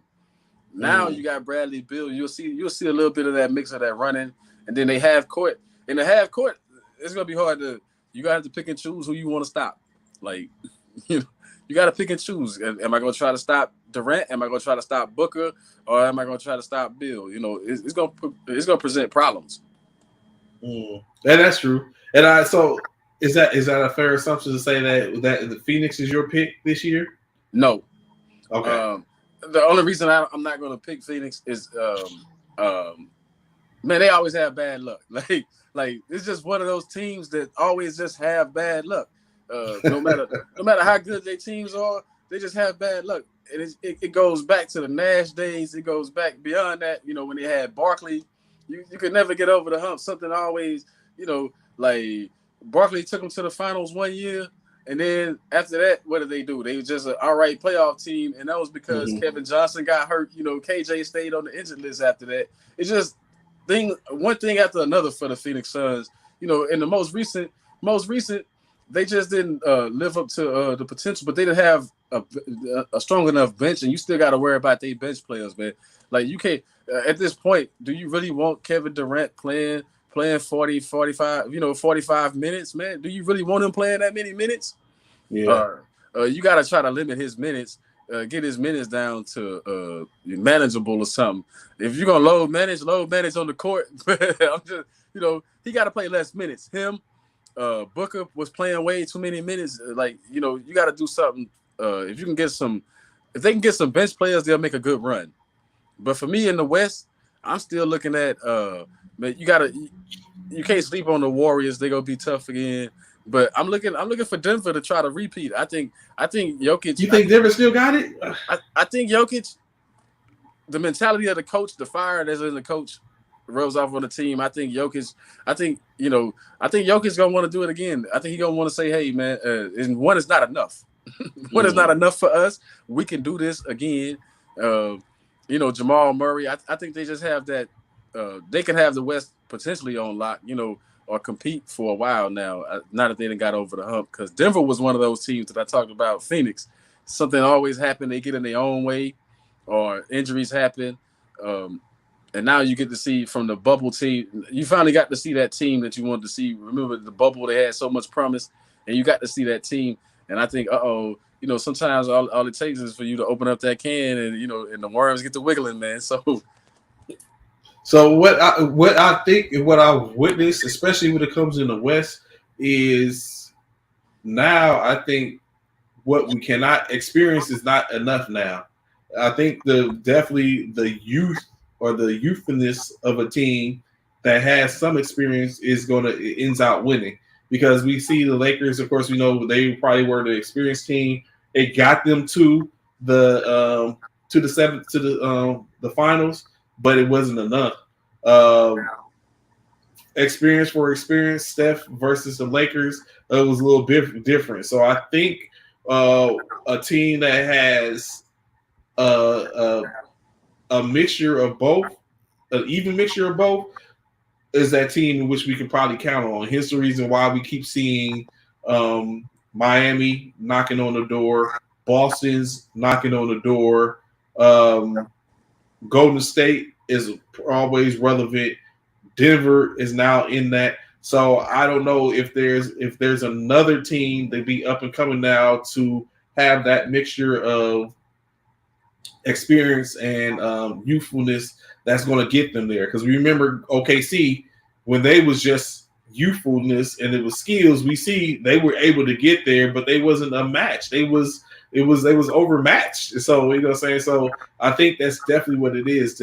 I think that's the recipe for championship is youthfulness, and of course, because I look at it as everyone in the NBA is skilled. If you're in the NBA, you're skilled. For only 450 jobs a year, and so everyone in the NBA is skilled. However, there has to be a mesh of a bunch of it has to be a culture, a coaching pot of things. And so I think that's what happens is you need the usefulness. That's what we've seen in Denver for the most part, where they ran them up. That's why Milwaukee can't seem to get back to where they once was, because they just don't have enough of it. Miami can't get over the hump with it due to that part. And like I said, Boston is knocking on the door, unfortunately. And but now you have teams coming in that started, like some of these teams, like I said, Houston, they're youthful, but they don't have any veterans. They don't have any veterans. I mean, they have veterans, but they don't have any true veteran leadership. Well, you got to look at Denver. Denver not all that young, man. Jokic's been in the league, 8 years or something? Jamal Murray been in the league 6 years. So that experience, young is one thing, but they've been in the league a long time. It's not like, the Michael Porter Juniors and stuff. They've been in the league a long time. Long enough to, yeah. You don't have and that's what I see in the West. I see not just the youth, but it's the age at which these players are peaking. Like right now, 8 years in the game, that's about on schedule. That's about on schedule, yeah. The curve, that's right on schedule for Jokic. I think it's his time. I think he can dominate the West because I think AD could challenge him if he really wanted to, but that's going to be up to AD to challenge him. That's up to AD if you want to step. I think AD got just as much game as Jokic. You just got to come and play it. You just got to come and play your best ball. I don't know if AD wants to do that consistently. I don't know, man. I'm sitting up and going through it in my head as you were saying it, and I don't know. I think Jokic might be more skilled than AD. Well, a little bit more skills, but AD better. But AD can do a lot more things than Jokic. And you think he'll be able to dominate the game better than Jokic? AD could actually affect the game more so than Jokic, because Jokic is not really a shot blocker. He's not really a huge threat per se, defensively, the defensive end. So I think that if AD come with that right mentality, he could do some things, you know, to at least make the Lakers. You know, it was competitive last year. They made it to the Western Conference Finals. You can't not, you know. But that's where Jokic took AD's heart. Like that day, when you see you see the deflation in AD's heart. Like, yo, what can I do to stop this man? It's like I can't. What else can I do? It's like he took his soul. It's like you finish him. And of course we can't. You know, health is always an issue, but you can't ever forget the Clippers, man. They could be a wild card if they could ever put it together as far as staying healthy, figuring out a way to be healthy and be on the court. I mean, so you think PG, Kawhi, and Westbrook could be a problem? I think Kawhi is a problem no matter what team he on, if he's healthy. I think Kawhi, you saw it. They was gonna beat Phoenix like it was nothing when Kawhi was healthy. You saw it coming. You saw Phoenix was out of there. Like, first round, they was gonna be out of there. And then Kawhi can't go, it's over. I mean, you see the impact that Kawhi has when he plays, man. It changes. He's a game changer with himself.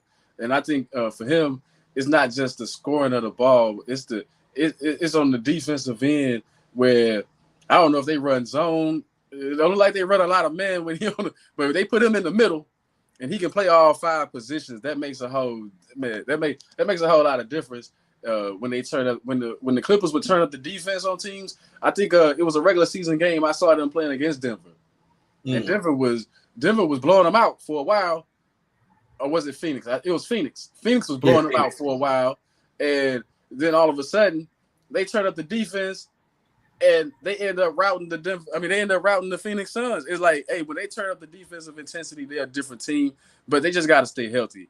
But I think Paul George and Westbrook without Kawhi still have them, somewhere in the playoffs. They'll probably be like a 7th seed or something like that with those two. But with Kawhi, the ceiling for a championship, he bring the championship element to that team. Of course, I'm stubborn to sit up and speak on it because it's the Clippers. But I mean, like I was saying yet the other day, to sit up and to have a situation to where potentially you could have had a James Harden, Russell Westbrook, Kawhi Leonard, and Paul George all on the same squad, all back home playing against the Goliath of the Los Angeles basketball scene. That would have been I would have had discord in watching that, because that's a potential problem. So even just from the aspect of the Lakers in general, that would have been a battle. I think the Clippers would have been, for whatever reason, the Clippers have the Lakers number currently. I already think that the Darvin Ham is. Matter of fact, I was on again the best of 7 with BA and 7 Mitchell the other day, and that was one of the things in which we talked about, and I really believe that Darvin Ham. One of the questions that came up is Darvin Ham on the hot seat? And my question before you answer it, my answer was it's always on the hot seat. The Lakers after the first year, it's LA. After the first year, it's like, yo, you ain't with a championship. So it's like your seat starts heating up once you start losing. You know what I'm saying? If you're in a regular and you go a certain point, it's like you ain't win a division championship. Hey, tick, tick, tick, tick, tick. You ain't win a conference championship. Tick, tick, tick, tick, tick, tick. It's like you ain't win a championship. Tick, tick, tick, tick. You come back so come the next year, your seat is already hot. And you know what I'm saying? So. And I think Jenny Buss is becoming more of a savage and getting into it to where it's like, hey, I understand. Like her magic, her father had magic. Mm-hmm. Later in her years, her father had Kobe. Right. She inherited Kobe before she became the person. So she inherited Kobe, and she had Kobe in his late years, and then, but of course, in my opinion, Kobe in the late years wasn't the best, and they should have even cut Sling Low and be like, "Hey, Kobe, either we need you to do this, or this is what we do." And then she ended up her magic became LeBron. She just can't mesh somebody with LeBron to do that, but at the same token, I think she realizes is history repeats itself. We have to sit up and look at it from a team aspect. Loyalty is what it is, but maybe LeBron isn't my answer. So, you know what I'm saying? And so additionally, then I think she also puts people around her. Hence the long, like people don't know that Kurt Rambis works the back office for her. Kurt Rambis and his wife. Of course, it was Magic. It's Pelinka until Magic had to leave because the situation happened. Magic Johnson got the Midas touch. So, you know what I'm saying? So I would not have even let him walk out the office, and I would be looking to get him back in to where him and Pelinka would just have to sit up and be able to get along for the sake of the organization. But, you know what I'm saying, all that stuff comes into play. She keeps people around her, but also she realizes, like, I have the last say in this. I'm the face of this organization from a standpoint of a governor, and I'm going to simply have to make those hard because I think Pelinka was about to be out the door. He was out of there, Yeah.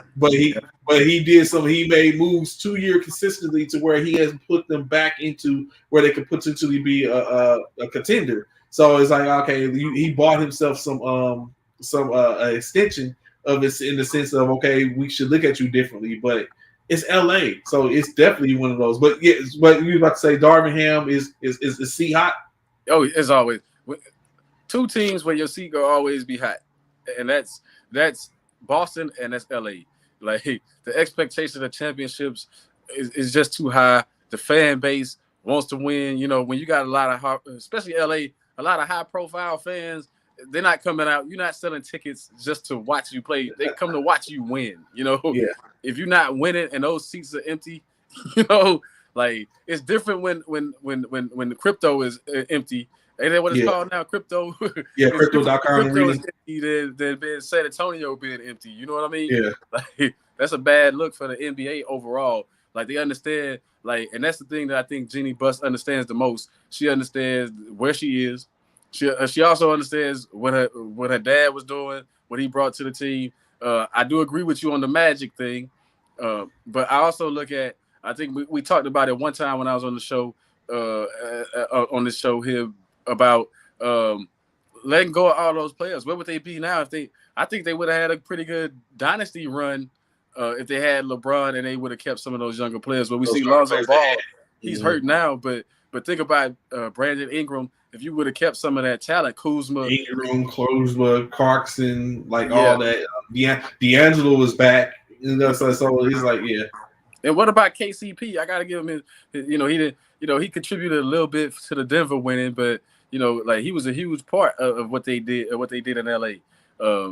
You know, his role switched with Denver, but at the same time, he was a big part. But I think it goes back to the hunger and wanting to win. I'm not gonna say that the LeBron thing was a total waste because he did suffer some injuries along. They didn't expect him to be injured.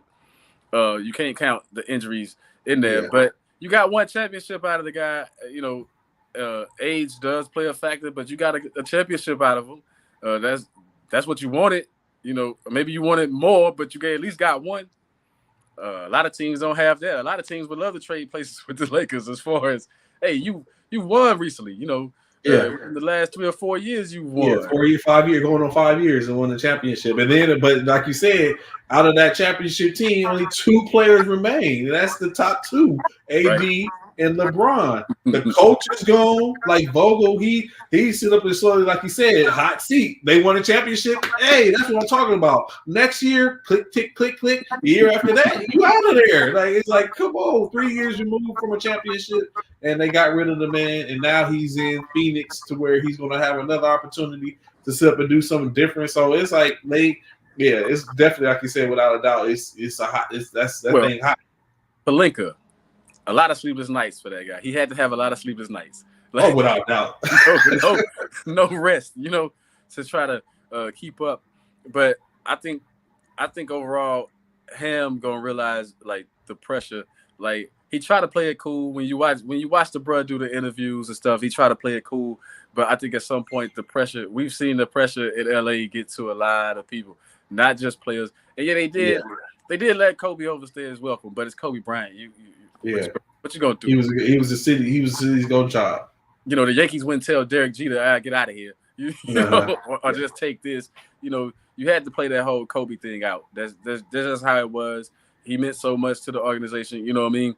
And if it wasn't for Kobe, you wouldn't have really. I don't think you really would have saw some of the genius that is Pelinka anyway. Yeah, so it's just one. Of course, I have a little bias to it at times because being a Laker fan, but it's just one of the things I look at where it was even a question that was asked, who's your GOAT? Because one of the two man BA from Get Your Bars Up was like he's like he feels LeBron is his top 3 when it comes down to GOAT. So I asked a question like who was number 2 or who was in that top 3, and of course I had because I have a different feeling on Kobe Bryant. Kobe was one of his 3. So it's like Kobe, Michael, and LeBron is his top 3. So the question was asked like, who's my top 5? And somehow I skated out the question. I didn't produce anything, but I said, of course, you have to look at it. I mean, it's just so many people. Of course, Michael continues to sit at that. I think you will be silly. That's what I said. I was like, there's eras. I was like, there's a GOAT. GOATs are in eras. I was like, I think the GOATs are developed in the eras. Yeah, I was like, so with that being said, I think Kobe had his era. Mike had his era. LeBron is in his era. I know Kareem, he had an era. Of course, we know Bill Russell had an era. Magic had an era. Larry Bird and Magic was in the same era technically, so they almost like co-shorted that. So I was like, every GOAT has an era, or for the most part. But I was like, what thing that I think about, in which I basically turned the question is like, my opinion is that someone doesn't get enough due respect, and I was like, I think Steph now has something to speak about as a GOAT for eras. I was like, and then that's when BA brought up the fact of Steph won 2 championships in LeBron's era. So, saying why not? He won 2 championships on his own in LeBron's era, and then he has 2 with KD in LeBron's era, giving him 4. So I was like, why are we not hearing Steph, who's been on the same team his whole career, and people come to play with him? I was like, why? I was like, I think Steph deserves a GOAT conversation at this point. So if he was to get one more championship, even though he probably doesn't need it, but I think winning one more championship would solidify Steph Curry. Okay, so Steph is already there. I got him in my top 10. Like, I don't have Kobe in my top 5. Nope. He in my top 10. Kobe in my top 10, but he's not in my top 5. Like, but I do have, like, Kobe in my top 10, but not top 5. But so Steph, I got Steph up there. He's not in my top 5 yet, but you can't deny what he got on the game right now. The things that Steph, I'm not gonna say revolutionizing the game, but changing the game. Everybody want to shoot long range threes now. Everybody wants to play that free. We've seen it before, like almost like a playground style of basketball, but it's very disciplined. Within that style, it's a lot of discipline that goes into what the guy does. To the handles. The handles are unbelievable. You wouldn't believe that a guy that shoots that well got handles the way he got handles. You have to look at the impact. For me, it's not just the winning; it's the way. I don't know how many people you can say that has really been that as consistent as he has. How many seasons has he went 50, 40, or whatever, and 90? He a 90% free throw shooter. Over 40 plus from 3-point line. You used to be happy. You used to be happy when you had players shoot 35%. 35% from 3, yeah. This guy changed the game 40-something%. Now you got to shoot 40-something%, or else you're not a good 3-point shooter, and that's because of Steph Curry. The things that he brought to the game. So I just think Steph, he working his way there. For me, the only difference is defense. I just take away points. From my own personal scale, defense. Like if he did if he was a defensive player a little bit, then I would ride with him. But he has no defensive prowess. Come on, man. Early on in his career, he was getting cooked by, and he still gets cooked. Like you can take it to him. If Steph can give you 50 at any given time, somebody his opponent is giving him. That's just the truth. That's just the truth. You know, it was the same thing. I mean, that's no knock. It's just the way it's the same thing with Steve Nash, though. Steve Nash could give you a great game, but Tony Parker, Tony Parker, should his name be mentioned with Steve Nash?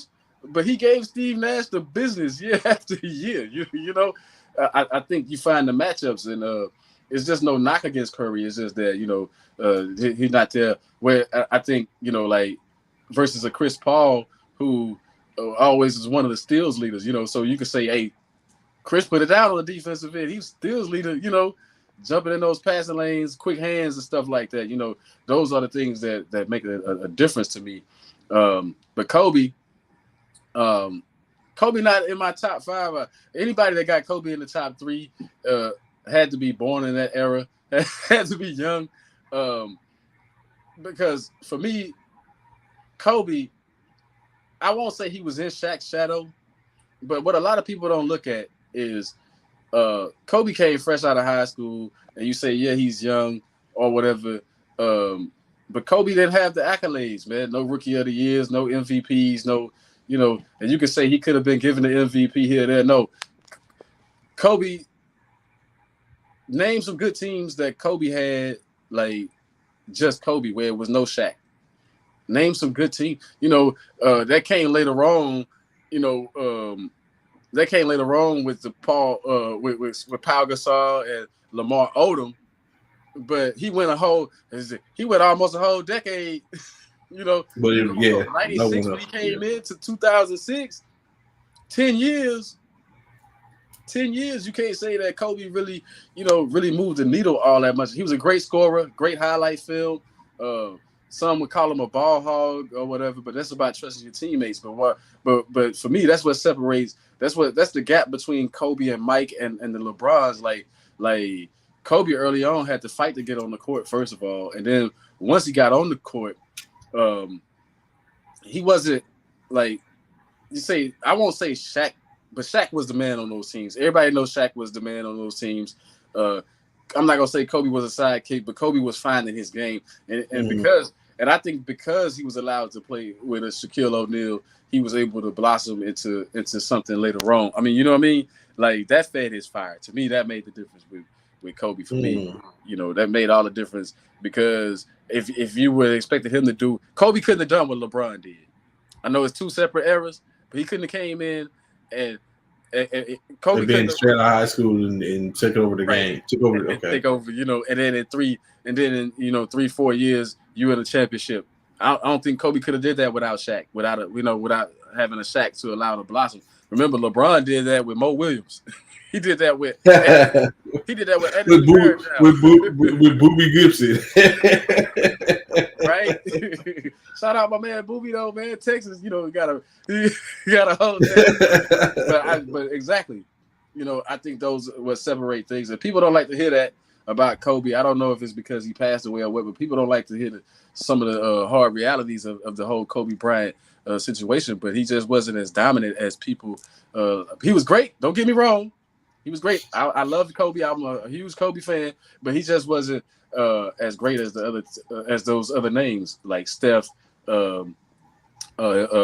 Michael, and LeBron. You know, and the last thing I say about that whole GOAT situation, I get tired of hearing the conversation about the GOAT.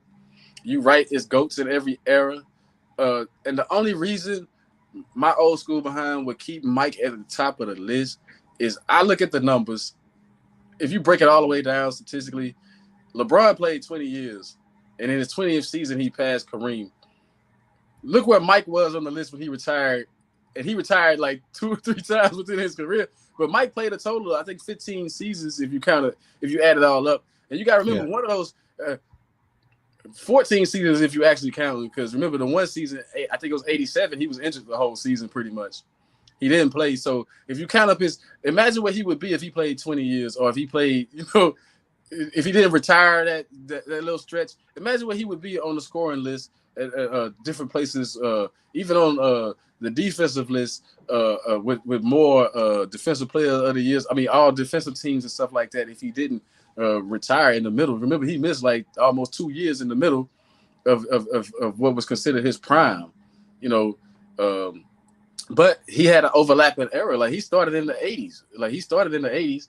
But you talk Bird and Magic before we get out of here, man. Bird and Magic, they were so important. The 80s, they dominated the 80s. That's 8 championships. Count them. That's 8 championships in a decade between those, right? And you say, well, Mike in the 90s got 6 by himself. That's why he got a whole, Mike got his own wing because he got 6 in the 90s, like separate away from everybody else. Like in the 90s, those other 4 championships, where did they go? They were spread, but he got 4. I mean, he got 6 of them in that time period. And some people argue and debate and say he would have had 7 or 8. Me being from Houston saying you're not going to take those 2 championships away from Houston no matter what you do. Hakeem, he wasn't as good as Jordan, but he was just a good player. He was a great player in his own right. And Hakeem was going to get his, in my opinion. That's just, one way or another. But when you look at the eras, Trey, you have to keep that in consideration that LeBron has done something that I consider myself a LeBron hater, but he's done something that even haters got to marvel at. Like, nobody has done it that long. 20 years? 20 years? That's a long time to be dominant. Like, not just a player. 20 years and he's still dropping.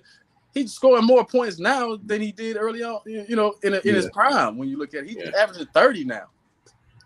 Yeah, so they definitely go and give it to us. So it like you said, it is reality because initially I wasn't. Somehow, some way, the conversation has flipped for me from the Kobe versus LeBron thing to where it's like, oh, LeBron maybe. They're saying the only difference is LeBron has only been in LA for a short amount of time. And of course, LeBron has not brought the same amount of the same type of glory to the Laker organization, but we understand why they brought LeBron to the organization because of who he was at the time in which he first got there. But like you said, we talked about earlier, LeBron went from being in the East where he was dominant to a different animal. And not to mention, that it was the players, the type of players he had where he came from was different when he got to LA. And then how has been saying it was a different.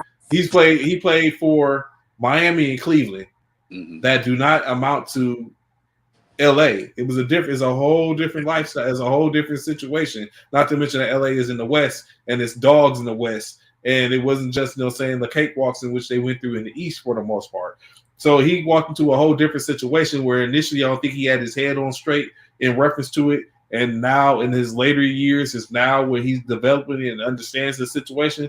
But the years are later and, saying it's not the same. But we definitely will see. So, of course, that's our time for today. I greatly appreciate y'all rocking with us this morning. Eric, Jay, LaStanton, and all y'all, all those Key you was on initially, and those that it was in the background that they let us know that you was here. Appreciate y'all rocking with us. Of course, we're gonna keep getting back with y'all. Of course, like I keep on saying, more down the pipe. As I continue to say, check and big ups to the Military Basketball Association. They're getting ready to go and just less than 30 days away from their All-Star game. I see all the stuff on social media. All the teams are engaging, getting their stuff together, getting their teams together, getting ready for their upcoming season. NBA season is on its way. NFL season is on its way. NCAA football season is on its way. We're engaged in the right now with the MLB. I saw the other day CC seems like he's giving up his love for the Yankees and already said it's time for them to go ahead and pack it in. Dodgers, let's go. Big Blue Record Crew on the 11-game win streak. Just won a game last night, extra innings with a walk-off. So let's go, Dodgers, get back into the hunt. Except we got to finish the mission. You got to complete the mission. We can't have no more of what we've been doing. We got to complete the mission, whether it goes through Atlanta or Houston. We got to complete the mission. So, of course, Bradley, appreciate it. Any last words real quick, CC, before we get out of here? Man, y'all have a good one. Yeah, so we do that, of course. I'll talk to you when we drop off in the backstage real quick, CC. We, like I said, tune in. I'll let y'all know what's coming down the pipe, what is coming down. Look forward to talking to y'all Monday. I'm very sure there'll be enough quote worthy. You got UFC action that's going on. O'Malley versus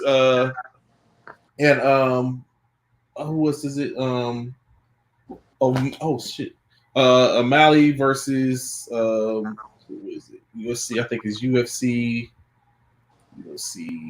92, is it? Jamar, yes, there you go. Sterling versus O'Malley. So that should be a good fight.